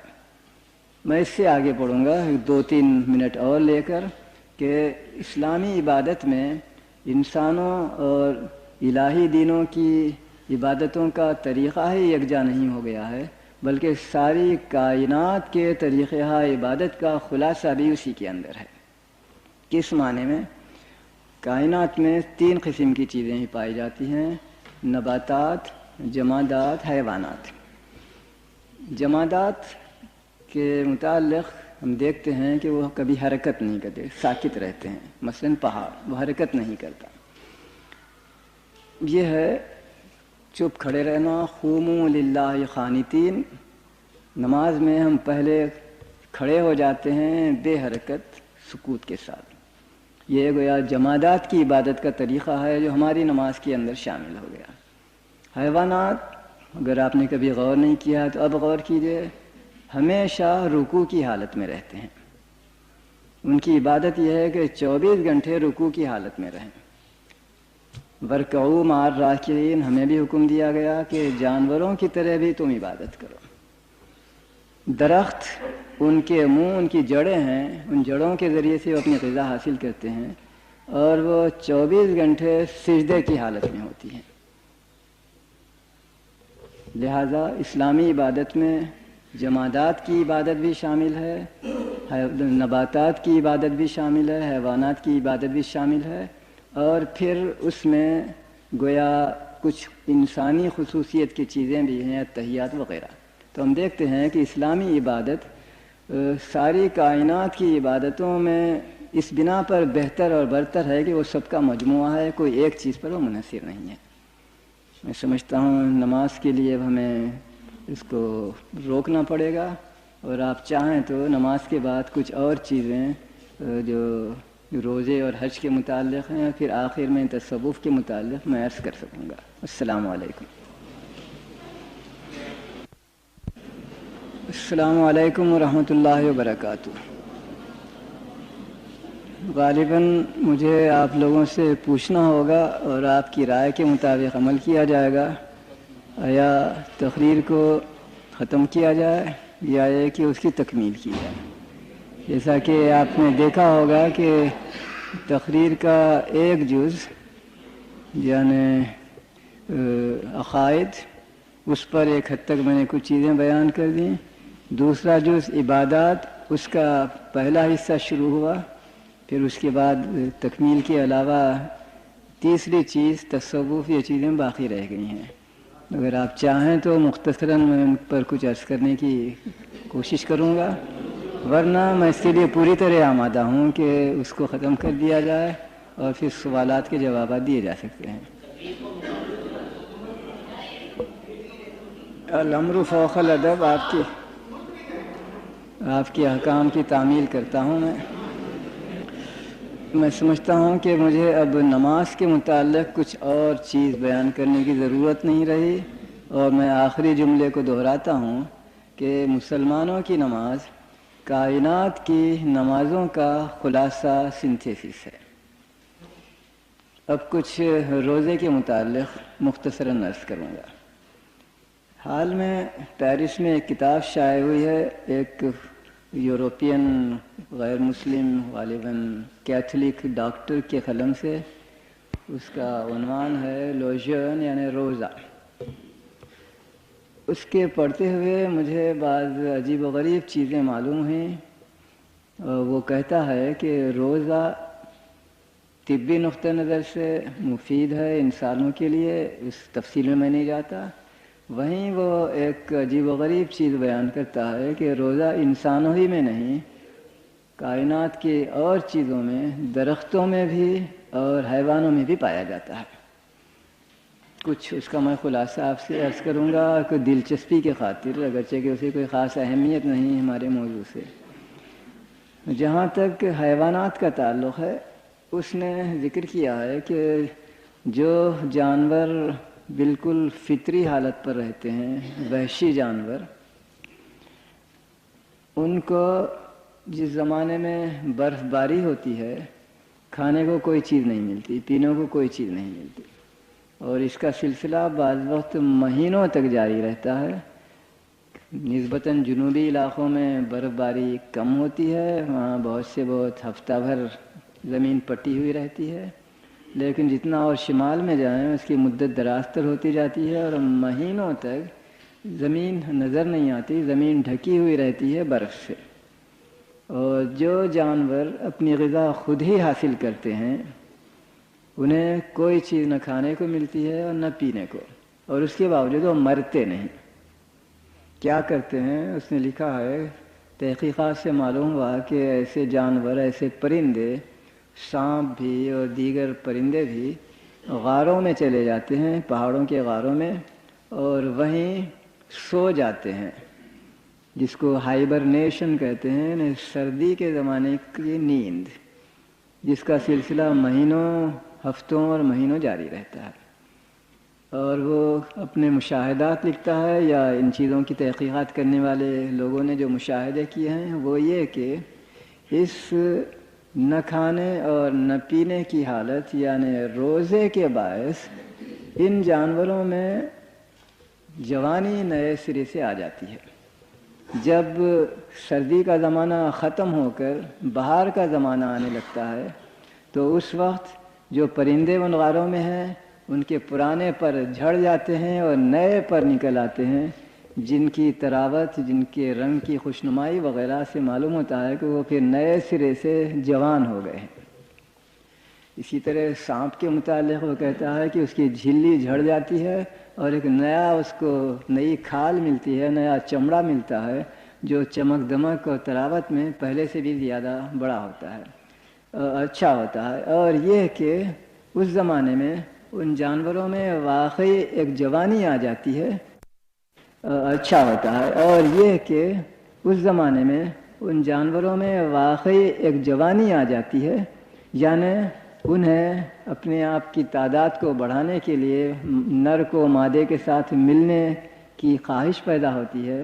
اور اس زمانے میں ہم دیکھتے ہیں کہ ان روزہ رکھے ہوئے جانوروں میں پہلے سے زیادہ قوت، پہلے سے زیادہ جوانی ان میں آ جاتی ہے۔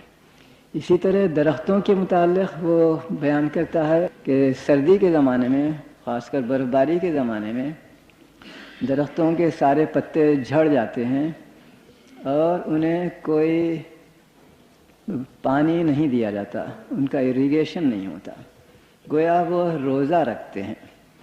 اور روزے کی مدت ختم ہونے کے بعد جو ہفتوں اور مہینوں چلتی ہے، ان درختوں کو ایک نئی جوانی حاصل ہوتی ہے، یعنی جو نئے اس میں کونپلیں نکلتی ہیں اور نئے پھول اور نئے پھل نکلتے ہیں، وہ ان جانوروں کی نئی جوانی، نئے حسن و نئی قوت پر دلالت کرتی ہے۔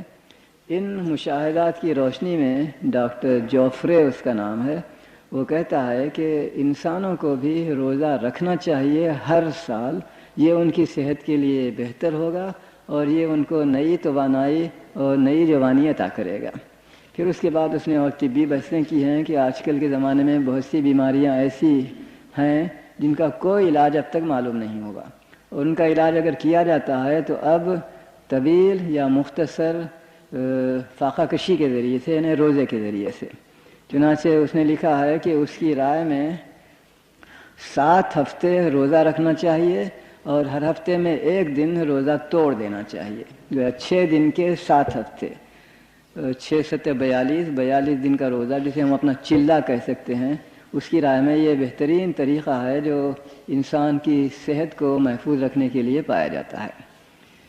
دوسری چیز جو روزے کے متعلق ذہن میں آتی ہے، جو میں اسی طرح ایک معلومات کے لیے عرض کرتا ہوں، کہ قدیم سے دنیا کے ہر ملک اور ہر تمدن میں اللہ کی خدمت میں اپنے مال کا 1/10 حصہ پیش کرنا یہ تصور پایا جاتا ہے۔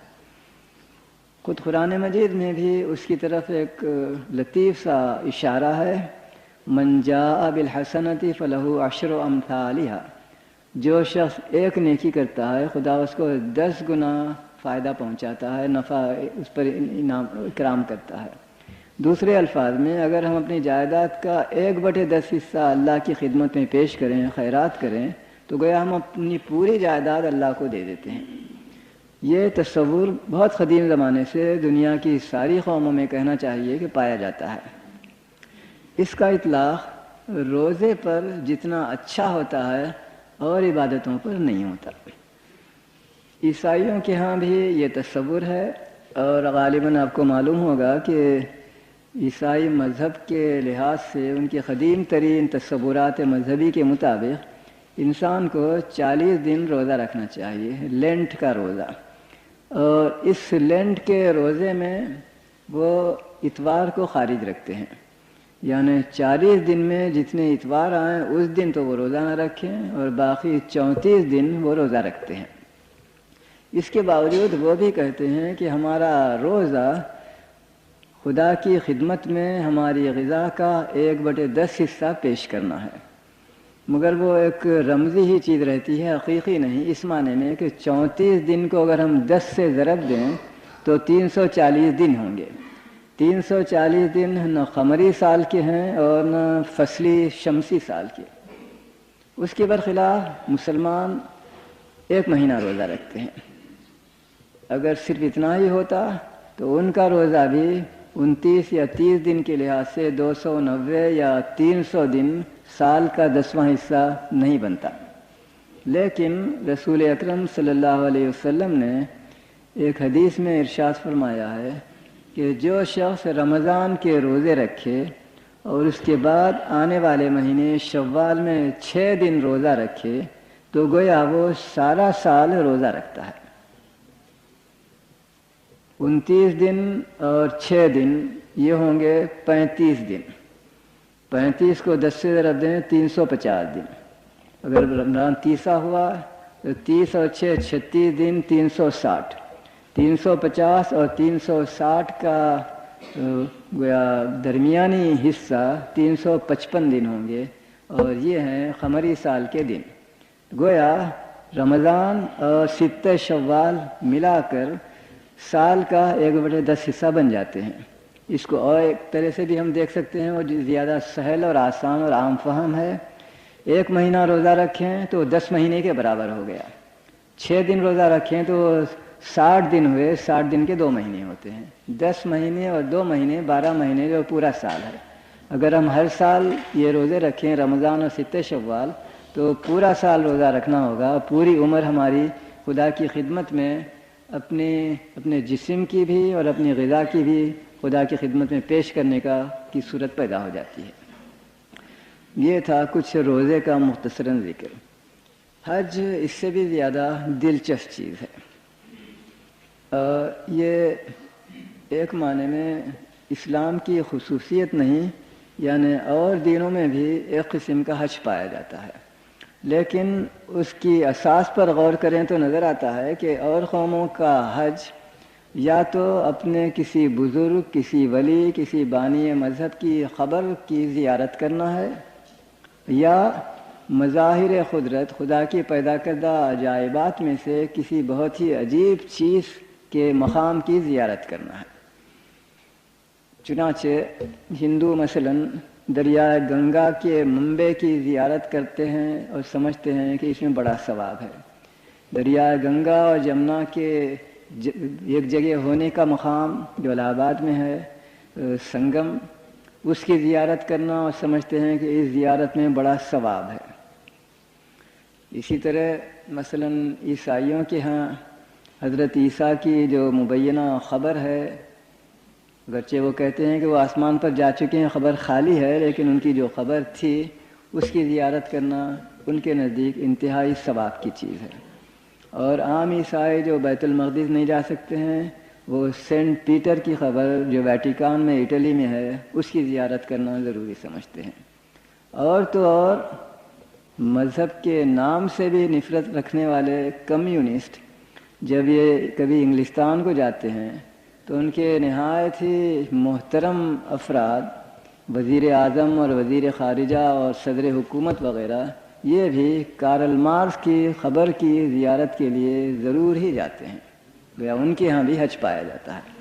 لیکن یہ سارے حج یا تو مظاہر قدرت کے کسی مقام کی زیارت پر مشتمل ہوتے ہیں یا اپنے کسی مقدس آدمی کی قبر کی زیارت پر مشتمل ہوتی ہے۔ مسلمانوں کا حج ان دونوں سے بھی خارج ہے۔ وہ اللہ کا گھر دیکھنا، اللہ کے حضور میں اس کے مکان میں حاضر ہو کر باریابی حاصل کرنا، یہ ان کا مقصد ہے۔ بیت اللہ کی ہم زیارت کرتے ہیں، یہ سمبولک چیز ہے۔ ظاہر ہے کہ خدا اس چھوٹے سے کمرے میں جو اس حال کے مقابلے میں تقریباً 1/4 ہوگا یا اس سے بھی کم، اس کے اندر اللہ ہو، دوسرے مقام پر اللہ نہ ہو، ظاہر ہے کہ اسلامی تصورات کے خلاف ہے۔ یہ ایک رمز ہے، ایک سمبل ہے۔ اس کی توجیہ شاید آپ میں سے ان لوگوں کے نوجوانوں کے لیے دلچسپی کا باعث ہوگا جنہوں نے کبھی اس پہلو پر غور نہ کیا ہو۔ خدا کے بہت سے نام ہیں، اسماء اللہ الحسنی 99 نام ہیں۔ قرآن مجید میں کچھ اور نام بھی ہیں جو 99 کے علاوہ ہیں، جن میں خدا کی صفتیں بیان ہوئی ہیں۔ خدا رازق ہے، خدا خالق ہے، خدا فلاں ہے اور فلاں ہے۔ ان ناموں میں سے جو نام میری رائے میں انسان اور خدا کے تعلقات کا سب سے بہتر مظاہرہ کرتا ہے، وہ نام ہے ملک، بادشاہ، الملک القدوس۔ جب ایک لفظ انتخاب کر لیا گیا کسی غرض کے لیے انسانی زبانوں میں، تو انسانی سوسائٹی میں اس لفظ کے ساتھ جو لوازم ہیں ان کو بھی قبول کرنا پڑتا ہے۔ بادشاہ سے کیا مراد ہے؟ ظاہر ہے ہمارے خیال میں سب سے پہلے یہ آتا ہے کہ بادشاہ کا ایک تخت ہوتا ہے۔ قرآن میں اس کا ذکر آیا، خدا کا عرش ہے، عرش کے معنی بھی تخت ہی کے ہیں، ذو العرش المجید۔ اور کیا ہوتا ہے؟ بادشاہ کے پاس فوجیں ہوتی ہیں، وَلِلَّهِ جُنُودُ السَّمَاوَاتِ وَالْأَرْضِ، آسمانوں اور زمینوں کی فوجیں اللہ ہی کی ہیں۔ اور کیا ہوتا ہے؟ بادشاہ کے پاس خزانے ہوتے ہیں، وَلِلَّهِ خَزَائِنُ السَّمَاوَاتِ وَالْأَرْضِ، زمین و آسمان کے خزانے اللہ ہی کی ملکیت ہیں، اللہ ہی کے لیے ہیں۔ اور کیا ہوتا ہے؟ بادشاہ کے پاس ملک ہوتا ہے، وَلِلَّهِ مُلْكُ السَّمَاوَاتِ وَالْأَرْضِ، یہ بھی قرآن کہتا ہے۔ جب کسی سلطنت کا ملک رقبہ بہت وسیع ہو تو بادشاہ کے لیے پائے تخت ایک دارالسلطنت، ایک صدر مقام کا شہر ہوتا ہے۔ بادشاہ ہر جگہ نہیں رہتا بلکہ صرف پائے تخت میں رہتا ہے۔ پائے تخت کے لیے انگریزی زبان کے لفظ سے آپ واقف ہوں گے، میٹروپولس۔ یہ ایک یونانی لفظ ہے جس کے لفظی معنی ہیں شہروں کی ماں۔ میٹرو مادر، ماں، اور پولیس شہر۔ یہی لفظ عربی میں بھی ہے، القریٰ۔ اور جب ایک میٹروپولس القریٰ ہو تو بادشاہ کا محل بھی وہیں ہوگا۔ چنانچہ بیت اللہ الحرام، اللہ کا مکان، اللہ کا محل وہاں پر موجود ہے۔ تو گویا کعبہ جو بیت اللہ الحرام ہے، یہ اس بادشاہ کا محل اور قصر شاہی ہے۔ کسی سماج میں، سوسائٹی میں جب بادشاہت پائی جاتی ہو، اور ہم بھول گئے ہیں، ایک زمانے میں ہمارے بھی بادشاہ ہوا کرتے تھے، مغل بادشاہ وغیرہ، اب ہم اسے بھول چکے ہیں۔ کسی ملک میں بادشاہ ہو تو یہ رواج رہا ہے ہمیشہ سے کہ رعایا، کم از کم رعایا کے نمائندے پائے تخت کو جا کر بادشاہ کے ہاتھ پر بیعت کرتے اور اسے اپنی اطاعت کا یقین دلاتے ہیں۔ حج کے سلسلے میں جب لوگ مکہ معظمہ جاتے اور کعبے کے سامنے حاضر ہوتے ہیں تو وہ حجر اسود پر اپنا ہاتھ رکھ کر اور حجر اسود کو یا ہاتھ کو بوسہ دے کر اپنی عبادت یعنی طواف کا آغاز کرتے ہیں، اور اس کو ہمارے فقہا دو ناموں سے یاد کرتے ہیں۔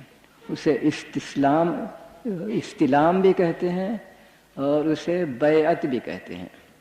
بیعت کے معنی اپنے آپ کو بیچ دینا، اللہ کے ہاتھ اپنے کو فروخت کر دینا، کہہ دینا کہ اے اللہ میں اپنی ذات تجھے تیرے سپرد کرتا ہوں۔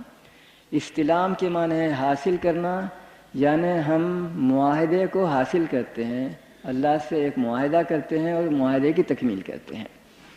اور معاہدے کی تکمیل کا جو طریقہ دوسرے قسم کے معاہدات میں ہوتا تھا وہ یہ کہ ایک شخص دوسرے شخص کے ہاتھ پر اپنا ہاتھ رکھے، اور یہ معاہدہ کہلاتا ہے۔ چنانچہ ہم اپنے ہاتھ اللہ کے ہاتھ پر رکھتے ہیں، اس لفظ سے آپ گھبرائیے نہیں، اللہ کے ہاتھ پر ہم اپنا ہاتھ رکھتے ہیں۔ ایک حدیث جسے کم سے کم 5 صحابی نے روایت کی ہے، ایک معنی میں متواتر حدیث ہے، اس کے الفاظ ہیں الحجر الاسود یمین اللہ فی الارض، حجر اسود زمین پر اللہ کا دایاں ہاتھ ہے۔ چنانچہ اللہ کے دائیں ہاتھ پر ہم معاہدہ کرتے اور بیعت کرتے ہیں۔ جب اپنی بیعت کے ذریعے سے ہم اپنے بادشاہ کو اطمینان دلا دیتے ہیں کہ ہم اس کے سچے اور مخلص مطیع ہیں، تو سب سے بڑا اعزاز وہ مالک جو ہم کو عطا کر سکتا ہے وہ یہ ہے کہ ہم کو اپنے گھر کی پاسبانی کے لیے سنتری بنا دے۔ چنانچہ انگلستان میں اب تک اس کا رواج ہے، بادشاہ کی محل کی جو حفاظت کرتے ہیں لوگ، وہ ایک بہت شاندار طریقے سے انجام پاتی ہے، اس کا طریقہ اب تک رائج ہے۔ اور یہ ہے ہمارا طواف۔ اس کے معنی بہت اہم اور بہت گہرے ہیں۔ بادشاہ کے محل کی حفاظت کے لیے اور پہرا دینے کے لیے مجھ کو اگر سنتری بنایا گیا تو اس کے معنی ہیں، میں خدا کی طرف منسوب نہیں کر سکتا، انسانی تصور کے مطابق بادشاہ کی ذات اور بادشاہ کی جائیداد دونوں میرے رحم و کرم پر منحصر ہے، میں ان کی حفاظت کا ذمہ دار ہوں۔ اور یہ اعزاز انتہائی قابل اعتماد لوگوں ہی کے سپرد بادشاہ کر سکتا ہے، کسی اور کے نہیں، کیونکہ اس کی جان و مال کو خطرہ ہوگا اگر نامناسب قسم کے لوگ سنتری بنا دیے جائیں۔ کعبے کے اطراف ہم طواف کرتے ہیں، یعنی بادشاہ کے گھر کی حفاظت 24 گھنٹے ہم مسلسل کریں گے۔ اس کے لیے انسانی طاقت کے لحاظ سے بجائے ساری عمر اور 24 گھنٹے روزانہ کرنے کی جگہ 7 مرتبہ طواف کرنا کافی قرار دے کیا گیا ہے، کیونکہ 7 کا عدد سمبل ہے، رمز ہے دوام کے لیے۔ چنانچہ وقت جس کا ہمیں نہ اس کی ابتدا معلوم ہے نہ اس کی انتہا معلوم ہے، اس لامحدود چیز کو جب ہم نے شمار کے اغراض کے لیے محدود کرنا چاہا تو ہم نے 7 ہی کا عدد اختیار کیا۔ ہفتے میں 7 دن ہوں گے، 8واں دن نہیں آئے گا، وہی 7 دن بار بار اپنے آپ کو دہراتے رہیں گے۔ غرض اور بہت سی چیزیں ہیں جس میں 7 سماوات وغیرہ 7 کا ہندسہ غیر محدود کے معنی میں استعمال ہوتا ہے۔ اس لیے انسانی طاقت کے لحاظ سے خدا کے گھر کی پاسبانی کے لیے اگر ہم 7 مرتبہ اس کے اطراف چکر لگا دیں تو یہ ابدی طور پر اپنے فریضے کی انجام دہی کے ہم معنی ہو جاتا ہے۔ یہ خلاصہ ہے، یہ سمجھیے کہ حج کے ایک جز یعنی کعبے کی زیارت اور کعبے کی طواف کے متعلق، لیکن حج میں کچھ اور چیزیں بھی ہیں۔ صفا و مروہ کے درمیان سعی کرنا اور چکر لگانا، اسی طرح عرفات کو جانا اور اس کے بعد مینا کو آنا، اس کے متعلق بھی 2-4 الفاظ میں مفہوم اپنا ادا کرنے کی کوشش کروں گا کہ ان میں کیا رمز پائے جاتے ہیں۔ صفا و مروہ کے متعلق غالباً آپ کو معلوم ہوگا، حضرت ابراہیم کا قصہ ہے جب خدا کے حکم کے تحت وہ اپنے بیٹے اور اپنی بیوی اسماعیل علیہ السلام اور حاجر علیہ السلام کو مکہ لا کر چھوڑے تو خدا نے ان سے کہا کہ اب واپس جاؤ۔ حضرت ابراہیم کو حیرت ہوئی کہ اس مقام پر جہاں نہ کھانے کی کوئی چیز ہے، نہ پینے کی کوئی چیز، نہ کوئی انسانی آبادی یا کوئی جانور تک وہاں نہیں پایا جاتا، ان کی زندگی کا کیا حال ہوگا؟ خدا نے کہا وہ میرا مال ہے، میں اس کا انتظام خود ہی کر لوں گا۔ حضرت ابراہیم واپس جاتے ہیں۔ انسانی تقاضے سے جاتے ہوئے وہ اپنے اس کنبے کو، اپنی بیوی اور بچے کو کچھ تھوڑی سی چیزیں جو ساتھ تھیں دے دیتے ہیں۔ ایک مشکیزہ پانی سے بھرا ہوا وہ دیتے ہیں، اور کچھ تھوڑی سی غذا کھانے کی چیزیں. ظاہر ہے وہ 1 دن چلے 2 دن چلے پھر اس کے بعد ختم ہو جائے.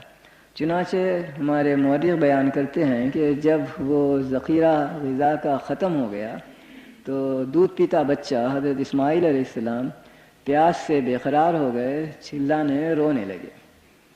ماں کی ممتا ہر چیز کو برداشت کر سکتی ہے، اپنے بچے کی تکلیف کو برداشت نہیں کر سکتی. فطری طور پر حضرت ہاجر پانی کی تلاش کے لیے نکلتی ہیں. اطراف دیکھا، پانی کے کوئی آثار نہیں، محض صحرا ہے. قریب ہی ایک چٹان تھی. خیال کیا کہ اگر میں چٹان پر چڑھوں تو شاید ذرا دور تک کے مقام کو دیکھ سکوں اور شاید وہاں کوئی پانی ہو. یہ تھا صفا کا پہاڑ، چھوٹی سی چٹان ہے، اب بھی موجود ہے. اس پر چڑھتی ہیں، آس پاس نظر ڈالتی ہیں، کچھ بھی آثار نظر نہیں آتے پانی کے. اترتی ہیں، بچے کے پاس آتی ہیں، کہیں مر تو نہیں گیا بیچارہ پیاس سے دھوپ سے. پھر دیکھتی ہیں کہ آگے ایک اور چوٹی اور ایک اور چٹان ہے، مروا کا پہاڑ. دوڑتی ہی وہاں جاتی ہیں، اس کے اوپر چڑھتی ہیں، آس پاس دیکھیں تو وہاں بھی کچھ نہیں. ماں کی ممتا کبھی مایوس نہیں ہوتی. واپس آتی ہے، بچے کو دیکھ کر پھر صفا پر چڑھتی ہے، کچھ نظر نہیں آتا. پھر مروا پر جاتی ہے، کچھ نظر نہیں آتا. 7 مرتبہ وہ بھی چکر کرتی ہیں. وہی 7 کا ہنسا جو ابد کی کوئی سمبولزم سمجھی جاتی ہے. بہت مرتبہ، اور 7 ہی مرتبہ انہوں نے کیا ہوگا یا 7 سے زیادہ مرتبہ کیا ہوگا. بہرحال 7 کا ہنسا اس میں موجود ہے. جانا آنا جانا آنا جانا، غرض 7 چکر. جب 7ویں چکر کے بعد بھی کچھ نہ ملا اور آئیں تو دیکھا کہ بچے نے جو پیاس سے مجبور ہو کر اپنی ننھی منی ٹخنوں سے زمین کو مارا تھا، اس کے اندر سے ایک چشمہ پھوٹ پڑا ہے اور وہاں پانی نکل رہا ہے. اس کی تفصیلوں میں نہیں جاتا. اس چیز کو مسلمانوں کے حج میں انتخاب کر لیا گیا، داخل کر دیا گیا اس بات کے رمز کے طور پر کہ ماں کی ممتا اللہ کی جو محبت اپنی مخلوق کی طرف ہے اس کا رمز ہے، اور ہم اسی کا واسطہ دے کر خدا سے اپنی گناہوں کی معافی اور اس کے نام و اکرام کی درخواست کرتے ہیں.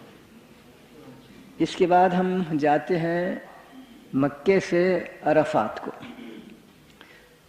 یہ وہ مقام ہے جو روایات کے مطابق حضرت آدم جب جنت سے زمین پر آئے تو کہتے ہیں کہ ان کی بیوی ان سے بچھڑ گئیں، کھو گئیں. وہ اپنی بیوی ان کی تلاش کرتی رہیں اور بالآخر دونوں کی ملاقات ہوئی میدان عرفات میں. عرفات کی معنی جان پہچاننا، چنانچہ وہاں ان کی ملاقات ہوئی، وہ انہیں دوبارہ مل گئے. کسی انسان کے لیے اپنے جد اعلیٰ کی اس کیفیت، اس حالت، اس قصے سے زیادہ کون سی چیز بلبلہ انگیز ہوگی. اور پھر حضرت آدم کے گناہ کو اللہ معاف بھی کرتا ہے. چنانچہ ہم اس مقام پر جاتے ہیں جو ہمارے وجود کا باعث ہے. اگر آدم حوا سے نہ ملتے تو ہم بھی پیدا نہ ہوتے. تو ہم وہاں جاتے ہیں اور خدا کی بارگاہ میں نیاز سے دعا، ادب سے دعا کرتے ہیں، اے اللہ، تو نے جس طرح ہمارے باپ، ہماری ماں آدم و حوا پر مہربانیاں کی، ان کے قصور معاف کیے، ہمارے بھی قصور معاف کر اور ہم پر بھی رحم فرما. اس کے بعد ہم مینا آتے ہیں. مینا کے متعلق یہ روایتیں ہیں کہ وہیں حضرت ابراہیم کو اپنے بیٹے حضرت اسماعیل کے قربان کرنے کا حکم دیا گیا تھا، یعنی انہوں نے اس حکم کی تعمیل وہاں پر کی. لکھا ہے کہ وہ مکے سے چلے، اپنے بیٹے کا ہاتھ اپنے ہاتھ میں لے کر، خدا کا حکم تھا اور آگے بڑھو اور آگے بڑھو. وہاں سے مکے سے تقریباً 3 میل کے فاصلے پر مینا پہنچے. اور خدا کے حضور میں انہوں نے اس عزم کے ساتھ گیا، اپنے آپ کو متوجہ کیا، پیش کیا کہ میں اس حکم کی تعمیل کے لیے آمادہ ہوں کہ اپنے بیٹے کی جان قربان کر دوں تیرے حکم کی خاطر. یہ آمادگی خدا کو کافی نہیں معلوم ہے، خدا نے اور بھی آزمایا. چنانچہ شیطان آتا ہے اور ایک آدمی کی شکل میں اولاً حضرت ابراہیم کے پاس آ کر کہتا ہے، تمہیں خدا کا حکم ہونا کیسے معلوم ہے؟ تم نے خواب دیکھا، خواب میں دیکھا کہ اللہ میاں تمہیں یہ حکم دے رہے ہیں کہ اپنے بیٹے کو ذبح کر دو. ممکن ہے خواب میں شیطان آیا ہو، تمہیں کیسے معلوم کہ وہ خدا کا حکم ہے، خدا تھا؟ حضرت ابراہیم اپنی نبوت کی فراست سے فوراً پہچان جاتے ہیں کہ یہ شیطان ہے، چنانچہ مٹھی بھر پتھر زمین سے اٹھا کر اس کو پھینک مارتے ہیں، اسے وہاں سے گویا جانے پر مجبور کرتے ہیں۔ شیطان بھاگتا ہے اور غائب ہو جاتا ہے، تھوڑی دیر کے بعد پھر ایک نئے روپ میں، نئی شکل میں پھر آتا ہے اور اب کی دفعہ حضرت ہاجر کے پاس پہنچتا ہے اور کہتا ہے مائی تیرا شوہر تیرے اکلوتے بیٹے کو قتل کرنا چاہتا ہے، تو اس سے کہے کہ میں اجازت نہیں دیتی۔ یہ خدا کی ابتلا کی ایک نئی صورت تھی جو پہلے سے بھی زیادہ شاید مشکل، لیکن حضرت ہاجر بھی پہچان جاتی ہیں یہ شیطان ہے، وہ بھی پتھر اٹھا کر مارتی ہیں، شیطان کو وہاں سے بھاگنے پہ مجبور کرتی ہیں۔ شیطان غائب ہو جاتا ہے، پھر آتا ہے ایک نئی شکل میں اور اس ننھے بچے کے پاس حضرت اسماعیل کے سامنے آ کر کہتا ہے بابا تیرا باپ تیرے چہرے تیرے حلق پر چھری پھینکنا چاہتا ہے، اسے بہت تکلیف ہوتی ہے۔ ظاہر ہے کہ بچہ موت کو سمجھ نہیں سکتا، بہت تکلیف ہوتی ہے، ابا سے کہے میں نہیں چاہتا۔ اس عمر کے چھوٹی عمر کے باوجود بھی ان میں نبوت کی فراست تھی، انہوں نے بھی شیطان کو پتھر پھینک کر کنکر مار کر بھاگنے پر مجبور کیا۔ اس کے بعد کے قصے سے آپ واقف ہیں، حضرت ابراہیم نے حضرت اسماعیل کو زمین پر لٹایا، اپنی آنکھوں پر ایک پٹی باندھ لی کہ بیٹے کی اگونی اور سکرات اور نزا کی حالت پر شاید ان کے دل میں کچھ تذبذب پیدا ہو، وہ نہ ہونے پائے، تو بیٹے کو لٹا کر اور چاقو کس جگہ رکھنا چاہیے وہ بھی معلوم کر کے آنکھوں پر پٹی باندھ لیتے ہیں اور بہت ہی استقلال کے ساتھ چھری کو چلا دیتے ہیں۔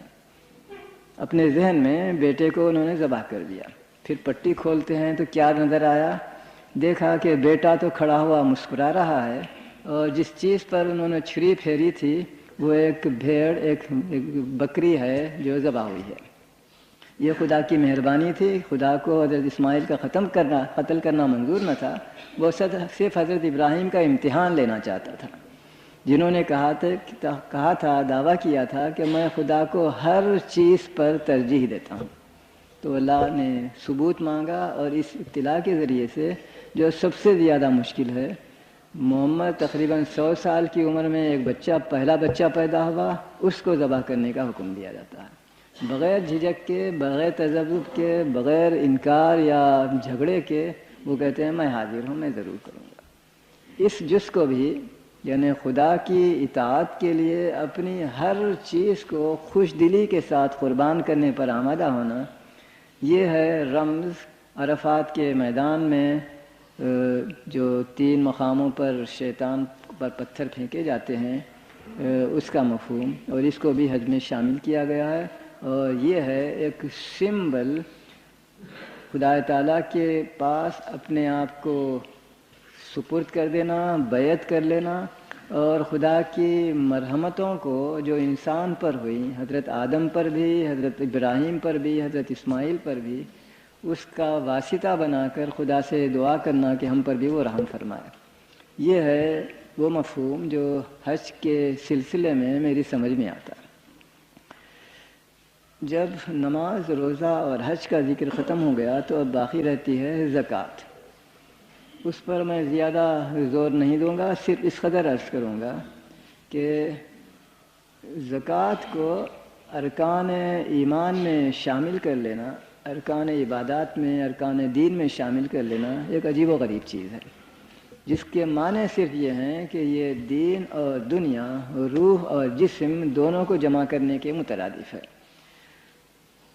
نماز کے ذریعے سے ہم خدا کی عبادت اپنے جسم کے ذریعے سے کرتے ہیں، روزے کے ذریعے سے اپنے آپ کو تکلیف دینے، بھوکے رہنے، پیاسے رہنے کے ذریعے سے ہم خدا کی عبادت کرتے ہیں، حج کے ذریعے سے ہم خدا کے حضور میں حاضر ہو کر اس کے ہاتھ پر بیعت کر کے اپنی اطاعت کا اطمینان دلاتے ہیں۔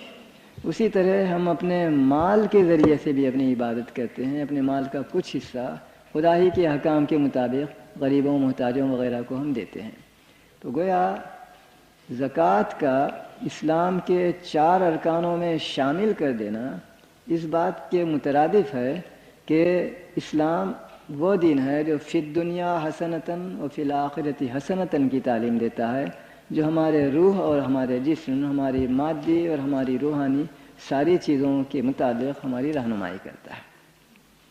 چند منٹ اب شاید تصوف کے متعلق بھی مجھے عرض کرنے ہیں، خاص کر اس لیے کہ حدیث شریف جس کی میں نے تشریح شروع کی تھی اس میں یہی بیان ہوا ہے کہ اولاً ایمان کے متعلق جبریل نے رسول اللہ سے سوال کیا، پھر اسلام کے متعلق اور پھر احسان کے متعلق۔ لفظ احسان، اصطلاح احسان کے لفظی معنی ہے کسی چیز کو خوبصورت بنا دینا۔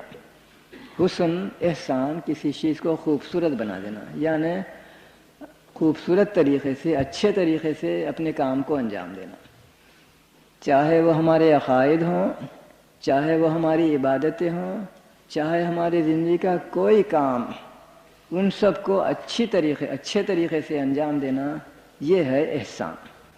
اور اسی کو ہمارے علماء، ہمارے مؤلف، ہمارے سلف کے بزرگ کچھ اور نام بھی دیتے آئے ہیں۔ ان میں سے ایک نام سلوک بھی ہے۔ سلوک کے معنی ہے راستے پر چلنا۔ آدمی اپنے مولا، اپنے محبوب کی طرف چلتا ہے اور یہ ہے اس کا سلوک۔ ایک اور لفظ ہے طریقت، اس کے معنی بھی ہیں راستے کے، اللہ کی طرف، اپنے محبوب کی طرف جانے کا راستہ۔ ایک اور لفظ بھی ہے تصوف۔ اس لفظ کا کیا مفہوم ہے ابھی تک صحیح طور پر معین نہیں ہوا، مختلف لوگ مختلف معنی بیان کرتے ہیں۔ بعض لوگ کہتے ہیں کہ اس لفظ کے معنی ہے صوف یعنی اون کے کپڑے پہن لینا۔ ممکن ہے ایسا ہی ہو، کیونکہ وہ کہتے ہیں کہ پرانے زمانے میں جو درویش ہوتے تھے وہ معمولی اچھا روزمرہ کا لباس چھوڑ کر بہت ہی غیر موزوں لباس، تکلیف دہ لباس، یعنی اونی کپڑے پہنا کرتے تھے، ٹاٹ کے کپڑے پہنا کرتے تھے۔ ہو سکتا ہے۔ میرے ذہن میں اس کے ایک اور معنی آتے ہیں۔ تصوف کے معنی ہے صوف بن جانا۔ صوف کہتے ہیں بکریوں وغیرہ کے بالوں کو۔ جس طرح بال اس جانور کو سردی اور گرمی سے محفوظ رکھتے ہیں، اسی طرح اس علم کے ذریعے سے، تصوف کے ذریعے سے ہم اپنے جسم کی، اپنے وجود کی حفاظت کرتے ہیں۔ ممکن ہے یہ مفہوم ہو، مجھے اس پر کوئی اصرار نہیں۔ البتہ اب ہم دیکھیں گے کہ اس علم سے مراد کیا ہے۔ جب جبریل نے رسول اللہ سے پوچھا تو رسول اکرم نے ایک ایسا جواب دیا جو اپنے اختصار اور اپنے معنی کی گہرائی کے باعث معجزے سے کم نہیں ہے۔ حضور نے ارشاد فرمایا کہ تم خدا کی اس طرح عبادت کرو گویا کہ تمہارا مالک خدا تمہارے سامنے موجود اور تمہاری حرکتوں کو دیکھ رہا ہے، اگرچہ کہ تم اسے نہیں دیکھتے لیکن وہ تمہیں دیکھتا ہے۔ دوسرے الفاظ میں اس کا مفہوم جو میرے ناقص ذہن میں آتا ہے وہ یہ ہے کہ حضور خداوندی کا تصور اپنے آپ میں اتنا ڈیولپ کر لو، اس میں اتنی ترقی دے لو کہ تمہیں اپنے ہر فعل میں، چاہے وہ خیالات ہوں یا کوئی اور عمل، یہ محسوس ہو کہ خدا سامنے ہے، مجھے دیکھ رہا ہے۔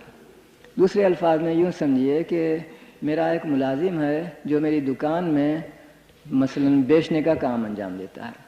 جس وقت میں دکان کا مالک موجود ہوں تو اس ملازم کو آیا یہ جرت کا خیال بھی آ سکتا ہے کہ غفلت کرے اور نامناسب حرکت کرے، چوری کرے، ظاہر ہے کہ ناممکن چیز ہے۔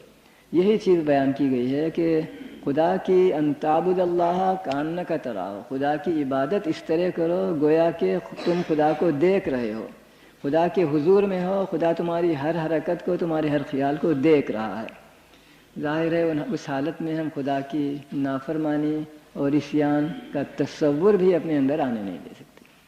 جب ہماری ہر حرکت میں، چاہے وہ نماز روزے کی صورت میں، عبادات میں ہو یا عام زندگی کی معاشرتی چیزوں کے متعلق ہو، اخلاقی چیزوں کے متعلق، اگر ہم اپنے اندر حضور خداوندی کے تصور کو اتنا ترقی دے لیں کہ وہ وجود کا، حضور خداوندی کا تصور ہماری ہر چیز پر حاوی ہو جاتا ہے، تو ظاہر ہے کہ ہمارے لیے قطعاً ناممکن ہوگا کہ خدا کے حکام کی خلاف ورزی اور اسے انحراف کرے۔ یہ ہے خلاصہ اسلامی تصوف کا۔ باقی ساری چیزیں ذیلی ہیں۔ مثلا ہم اپنے خواہ اپنی قابلیتوں اپنی طبعی حیثیتوں کو ترقی دینے کے لیے مختلف تدبیریں اختیار کر سکتے ہیں.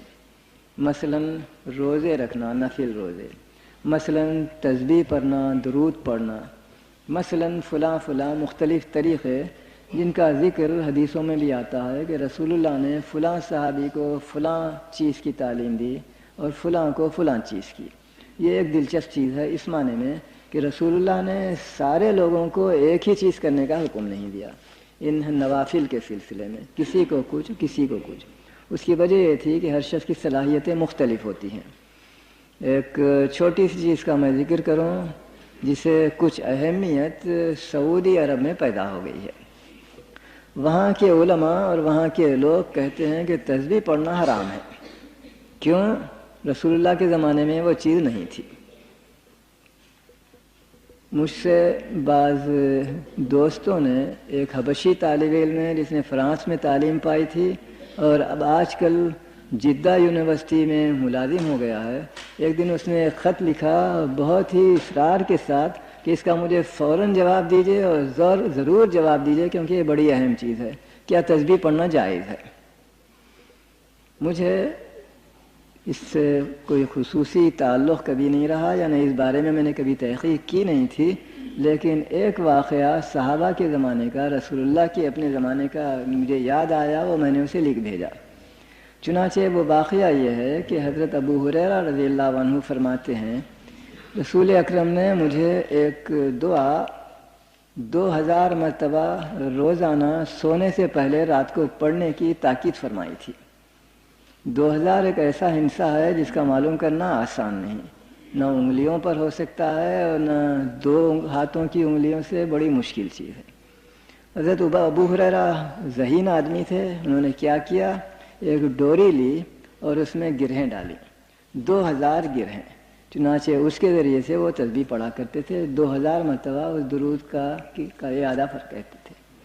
چاہے اس تسبیح میں صرف گرہیں ہوں یا اس کے اندر منکے ہوں یا کوئی اور چیز، سے فرق نہیں ہوتا. یہ صحابہ کے زمانے میں رسول اللہ کی زندگی ہی میں ہمیں نظر آتا ہے. یہ میں نے اس لڑکے کو لکھ بھیجا اور وہ میں سمجھتا ہوں کہ مطمئن بھی ہو گیا، لوگوں کو مطمئن بھی کر سکا. اس کے بعد مجھے ایک اور چیز ملی، وہ صحیح بخاری میں ہے. وہ یہ ہے کہ ایک مرتبہ رسول اللہ ایک عورت کے پاس سے گزرتے ہیں جس نے اپنے سامنے کنکریوں کا ایک ڈھیر رکھ لیا تھا. وہ بھی کچھ دعا کوئی درود پڑھا کرتی تھی. ایک مرتبہ پڑھنے کے بعد ایک کنکری اٹھا کر ادھر ڈال دیتی، اس کے بعد دوسری مرتبہ پڑھ کر اٹھا لیتی. گویا کنکریوں کا ڈھیر اس کی تسبیح تھی. ایک پریمیٹو طریقہ ہے لیکن مقصود وہی ہے کہ صحیح تعداد جو ہمارے انجام شدہ کام کی ہے وہ ہم بھول نہ جائیں اور اس ذریعے سے ہم معلوم کریں کہ کتنا کام ہو چکا ہے، کتنا کام اور باقی ہے. رسول اللہ صلی اللہ علیہ وسلم صحابہ کو جن چیزوں کی تاکید کرتے تھے ان میں روزے بھی ہیں، ان میں نمازیں بھی ہیں نفل طور پر، ان میں عبارتیں اور درود بھی ہیں قسم قسم کے. روزانہ کئی دفعہ کرنے کی چیزیں بھی ہیں، مثلا اٹھو تو کیا دعا پڑھو، کھانے لگو تو کیا دعا پڑھو، سونے کو جاؤ تو کیا دعا کرو وغیرہ، ایسی چیزیں بھی ملتی ہیں. اور خدا کے اسماء و صفات کے کلمات، خدا کے نام اور خدا کی صفات کے الفاظ، ان کی عبارتیں بھی صحابہ کو دیتے تھے کہ تم اسے پڑھا کرو. بعض کا مقصد رزق کی فراوانی ہے، بعض کا مقصد دل کا تصفیہ، دل کی صفائی وغیرہ وغیرہ. یہ ہے اسلامی تصور جو رسول اکرم صلی اللہ علیہ وسلم کی زندگی میں ہمیں نظر آتا ہے، اور اس پر ہر صحابی اپنی صلاحیت اور اپنی قابلیت کے مطابق عمل کرتا تھا. بعد کے زمانے میں تصور کے اور بھی معنی ہونے لگے. یہ چیزیں بھی موجود ہیں اور ساتھ ہی ساتھ بعض تصورات بھی، مثلا کیا وحدت الوجود صحیح تصور ہے خدا کے ذات کی معرفت کے متعلق، یا وحدت الشہود ہے، یا کیا ہے. ان چیزوں کو حقیقی نبوی تصور سے کوئی تعلق اس بنا پر نہیں ہے کہ یہ بحثیں رسول کریم کی زندگی میں نہیں پیدا ہوئیں، بعد کے زمانے میں یہ پیدا ہوئی. میں اس سے روکتا نہیں، لیکن اسلامی تصوف وہی ہے جس کی تفسیر رسول اکرم نے اس معجزانہ جملے کے ذریعے سے فرمائی، اللہ کی عبادت یعنی اللہ کی احکام کی تعمیل اس طرح کرو گویا کہ اللہ حاضر و ناظر ہمیں دیکھ رہا ہے، اگرچہ کہ تم اسے نہیں دیکھ سکتے لیکن وہ تمہیں دیکھتا ہے۔ یہ ہے خلاصہ میرے اس توجیہ کا کہ اسلام، ایمان اور احسان یعنی عقائد، عبادات اور تصوف کا تصور اسلام نے کیا پیش کیا۔ اس پر میں اسے ختم کرتا ہوں۔ آپ کے سوالات اگر موجود ہوں تو ان کا جواب دینے کی کوشش کروں گا۔ پہلا سوال یہ ہے، اسلامی عقائد کے مطابق قسمت، تقدیر، مقدر، لک کے معنی واضح کریں۔ مثلا ایک آدمی پانی میں ڈوب کر مر جاتا ہے تو کہتے ہیں کہ اس کی موت ایسے لکھی گئی تھی۔ دوسری مثال، ایک مسلمان دوسرے کو قتل کر دیتا ہے، مقتول کی قسمت میں ایسی موت تھی، کیا قاتل کے مقدر میں ایسا نہیں ہے کہ وہ دوسرے انسان کو قتل کرے گا؟ قسمت ایسی تھی تو روز آخرت اس کی سزا کیوں؟ فرمان خداوندی ہے، اللہ کی مرضی کے بغیر درخت کا پتا بھی نہیں ہل سکتا۔ وضاحت سے بیان کریں کہ اللہ آپ کو اس کا اجر دے گا۔ میں صرف برائی اور بھلائی کا تصور حقوق عبادات سے بے رہا ہوں۔ معلوم نہیں کیا لفظ چھوڑ گیا ہے وہاں پر۔ آپ نے فرمایا کہ بھلائی اور برائی آٹومیٹک ہے، لیکن ایک بات مد نظر رکھیں کہ بھلائی میں انسان کو قربانی دینی پڑتی ہے اور تکلیف برداشت کرنی پڑتی ہے، برائی میں انسان کو کچھ لذت نصیب ہوتی ہے اور برائی سے متاثر فریق کو تکلیف اٹھانی پڑتی ہے۔ ثابت ہوا کہ دنیاوی تکلیف کا صلہ ضرور ملنا چاہیے اور دنیاوی ناجائز عیش و عشرت کا خمیازہ ضرور بھگتنا پڑے گا۔ معلوم نہیں میرے یہ دوست میری تقریر کے میں شروع سے آخر تک موجود رہے، کیونکہ تقدیر کے متعلق، جبر و قدر کے متعلق میں کافی تفصیل سے اپنے خیالات واضح کر چکا ہوں۔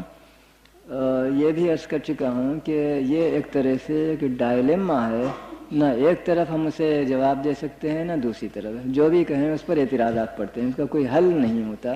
اور اسی لیے رسول اکرم نے فرمایا ہے کہ خدا کے سامنے تم ذمہ دار ہو، یہ بھی صحیح ہے، خدا ہر چیز پر قادر ہے، بشمول ہمارے لیے ہماری تقدیر کو مقرر کرنے کے، وہ بھی اپنی جگہ برقرار ہے۔